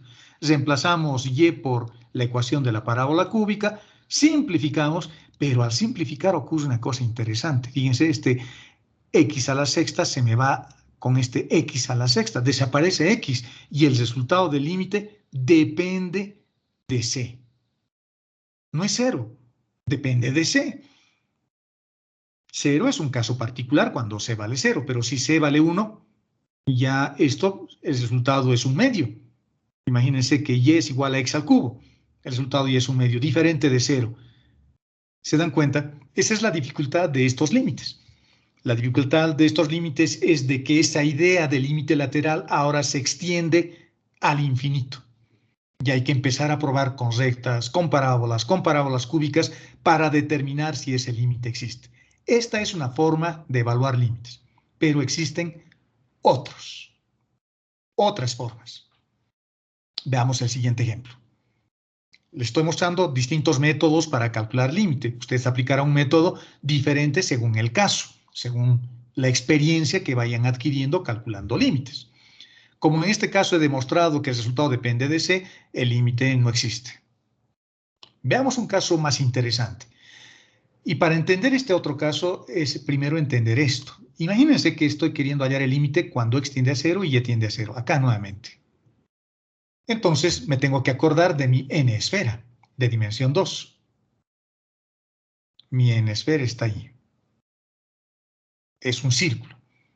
Es un círculo. Todos los puntos que están dentro de esto.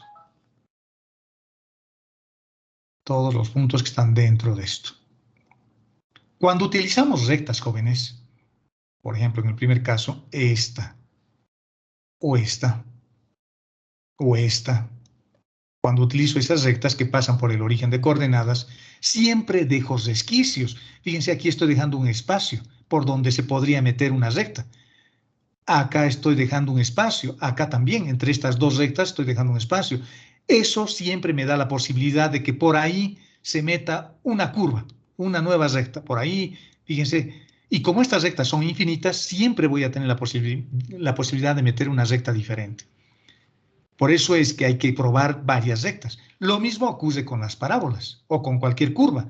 Siempre voy a dejar un espacio por donde se va a colar una nueva curva. Por eso es que este método de probar con rectas o con parábolas es un poco débil, porque siempre dejo un espacio.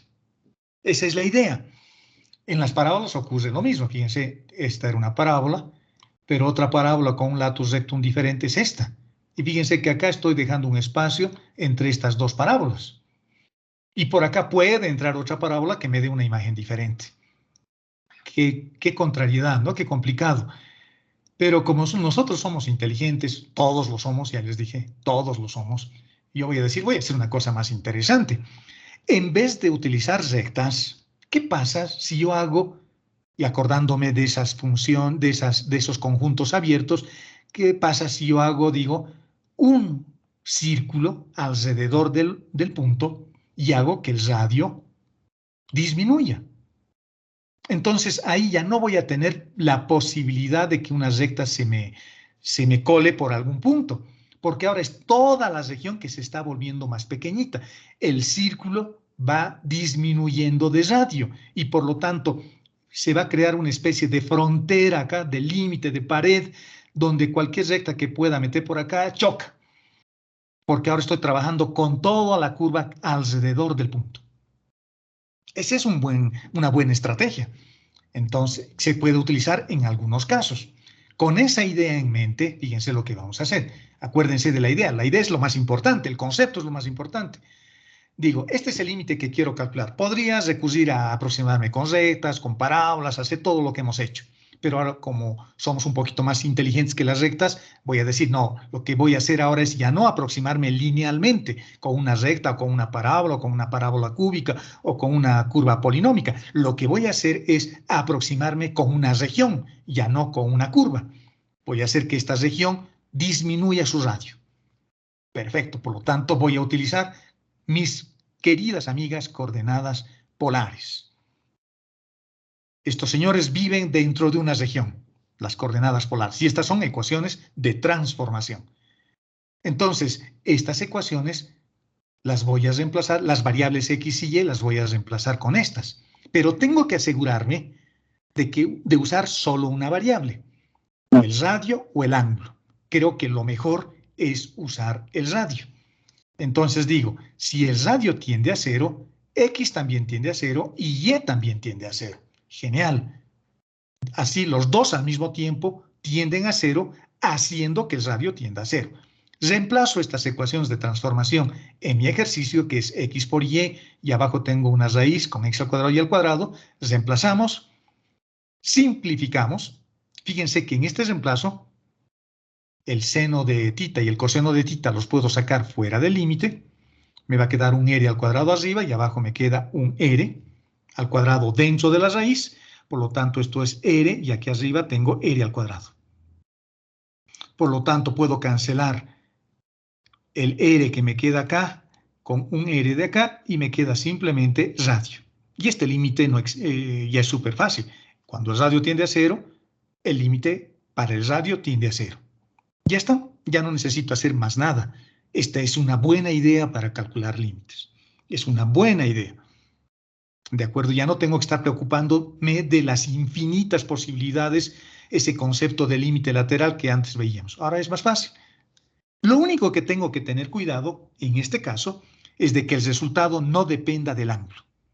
Porque puede darse que dependa del ángulo en algún caso. Por ejemplo, imagínense que esto está en el denominador. En el denominador, 1 sobre coseno de θ, seno de θ. Entonces yo diría, para seno de 0 grados, voy a tener 0 en el denominador. Y en el numerador voy a tener 0. 0 dividido entre 0 es infinito. Va a depender el resultado de lo que tengo aquí abajo. Voy a seguir con una indeterminación. Ese es el único cuidado que hay que tener. En este caso, para cualquier valor de ángulo, el resultado siempre va a ser 0, porque se están multiplicando. Lo que yo tengo acá, lo que tenemos en el lado, en esta parte delantera, en la parte delantera, lo que tengo acá, no interesa qué valor de ángulo le ponga acá, el resultado siempre va a ser 0, porque estos resultados varían entre -1 y 1. Y cualquier número en ese intervalo que va de -1 a 1 multiplicado por 0 siempre es 0. ¿De acuerdo? Fíjense, este método es bien interesante. Segunda forma para calcular el límite. Otra forma para calcular otro límite, otro criterio. Vamos a suponer que quiero analizar la continuidad de esta función. Ahora no me están pidiendo que calcule un límite, me están pidiendo que analice la continuidad. Y me están diciendo lo que en teoría me tienen que decir. Fíjense que alguien, nuestro amigo, nos está diciendo, la función vale 0. La función vale 0 cuando el vector es 0, 0. Esto, si me acuerdo de mi cajita negra, me están diciendo esto, ¿no? Me dice, cuando tú metes el vector nulo acá, 0, 0, la imagen que vas a obtener es 0. ¿Cuál es la imagen? La imagen es esta. Y cualquier otra imagen la vas a encontrar con esto, para cualquier otro valor. Lo vas a encontrar con la función que te estoy poniendo arriba, me dice. Y para cualquier otro valor, para cualquier otro vector diferente del vector nulo, el resultado lo vas a calcular acá. Ya, ¿le deberíamos creer a nuestro amigo? No, no le tengo que creer a mi amigo. Mi amigo puede ser muy bueno, puede ser un santo varón o una santa mujer, pero se puede equivocar, como todos. Yo me equivoco, ustedes se equivocan, todo el mundo se equivoca. Entonces, el que no se equivoca es el límite. O sea, al límite tenemos que ir a tocarle su puerta. Es un viejo ermitaño ahí, que es un cascarrabias a veces, pero no nos queda otra. Y le tengo que ir a preguntar. Le tengo que decir, a ver, me tengo que asegurar de que el límite cuando la función tienda al vector nulo me dé 0 para que la función sea continua. Perfecto, entonces eso tengo que hacer. Le voy a preguntar al límite. Tengo que calcular un límite. Y el límite que tengo que calcular es este. Porque ahí tengo problemas, en el origen de coordenadas. Si yo reemplazo en la función, en la ley de asociación 0, 0, el seno de 0 es 0 y abajo tengo 0. Tengo una indeterminación. La función está enmascarada. La caja negra se da un disparo al pie. Porque dice, no, yo no puedo, esto es mucho para mí. Pregúntale a tu amigo el límite, él nunca se equivoca. Entonces vamos donde el límite y le preguntamos. Y ahora tengo que calcular un límite también. Ya tengo dos formas de calcular el límite. Tengo una forma que es aproximándome con rectas, parábolas o curvas en general. La otra es aproximándome a una región. Podría ser eso, pero tendría que hallar en ese caso límites de senos que están dentro de una función seno también. Eso puede ser muy complicado. El siguiente paso, entonces, es acordarme de mis límites, o el siguiente criterio es acordar de mis límites importantes. El límite más importante del cálculo es este. Este es el más importante. El límite, cuando x tiende a 0, este es el límite más importante del cálculo, del seno de x sobre x. A ver, ustedes que son muchachos con buena memoria, ¿cuánto vale este límite? 1, correcto, ese límite vale 1. Despierten, se están durmiendo, creo. Este límite vale 1. Entonces voy a decir, voy a aprovechar este resultado. Y si me fijo en este resultado, digo, lo que tengo acá tiene que ser igual a lo que tengo acá, para que el límite valga 1. Y x tiene que tender a 0, la variable. Para mí mi variable es un vector, pero tiende al vector nulo. Eso es similar, ¿no? Es similar, entre comillas, porque son conceptos diferentes. Uno es un vector y el otro un escalar. Pero la aproximación sigue siendo a algo nulo, un escalar nulo o un vector nulo. Entonces digo, me fijo lo que tengo acá arriba. Lo que tengo acá arriba es 3x al cubo más 3y al cubo. Y acá abajo tengo x al cubo más y al cubo. No se parecen. Voy a hacer un truquito de los que me han enseñado en el prefacultativo. Voy a multiplicar y dividir entre 3. Divido entre 3, pero no puedo afectar el resultado, así que lo multiplico por 3 arriba. Ah, qué interesante, porque ahora lo que tengo como argumento de la función trigonométrica tengo abajo. También lo mismo, y se parece ya a esto. Se parece a un límite fundamental. El resultado es 3, porque yo ya sé que este límite vale 1. Y este 3 que tenía acá lo saco por delante. Este 3 está por acá. Estoy multiplicando este con este 3. El resultado es 3. Ahora me fijo cómo me han definido la función y mis amigos me han mentido. Porque mi amigo me ha dicho de que la imagen es 0. Pero este jeque antiguo, este sabio antiguo que se llama límite, me ha dicho no. Hemos visto en el tarot de que eso vale 3. Y ya está, la función es discontinua. ¿De acuerdo? A partir de ahora, jóvenes pueden utilizar estos 3 criterios o también procedimientos algebraicos para levantar la indeterminación. Para eso es necesario acordarse de métodos de factorización, etcétera, etcétera, para levantar las indeterminaciones. Fíjense, les estoy poniendo algunos ejemplos para que ustedes puedan resolver. Por ejemplo, este ejercicio lo puedo resolver aproximándome con rectas, con parábolas o con parábolas cúbicas. Esta está interesante. Puedo aproximarme con rectas también. Tal vez no haya mucho problema con rectas, o por el eje X, por el eje Y o una recta general. Esto también. Aunque esto es interesante, podría aproximarme haciendo una cosa así. Fíjense, esa es una función que tiene 4 variables y estoy tendiendo al origen de coordenadas. Entonces construiré una esfera, ya no una circunferencia, ya no un círculo, sino una esfera, y haré que el radio tienda a 0. Para eso necesito investigar un poco para esta ecuación. Investigaré cuáles son las ecuaciones de transformación de coordenadas esféricas, haciendo una cosa bien parecida a esto.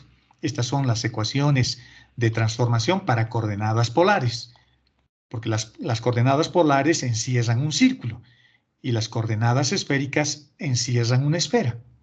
O generan, mejor dicho, una esfera, o dibujan una esfera. Y si yo hago que el radio de la esfera tienda a 0, ya no voy a tener posibilidades de que ninguna recta se me cole por algún lado. Esto es un límite facilito. Fíjense, puedo separar esto con esto. Todos los que tienen x a un lado, todos los que tienen y a un lado, aprovecho las propiedades de límites que no hemos repasado, pero que son las mismas que en los límites de cálculo 1, y ya está. Acá también puedo hacer lo mismo. Fíjense, este tiene x, lo separo con los x. Este arco tangente de y tiene y, lo separo con y resuelvo el producto de 2 límites. Un límite para x y otro límite para y. El tercero es interesante.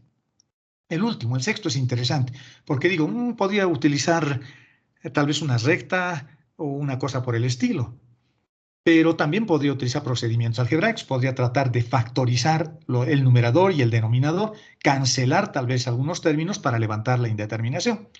Por lo tanto, a partir de ahora, el cielo es el límite. Puedo usar cualquiera de esos procedimientos.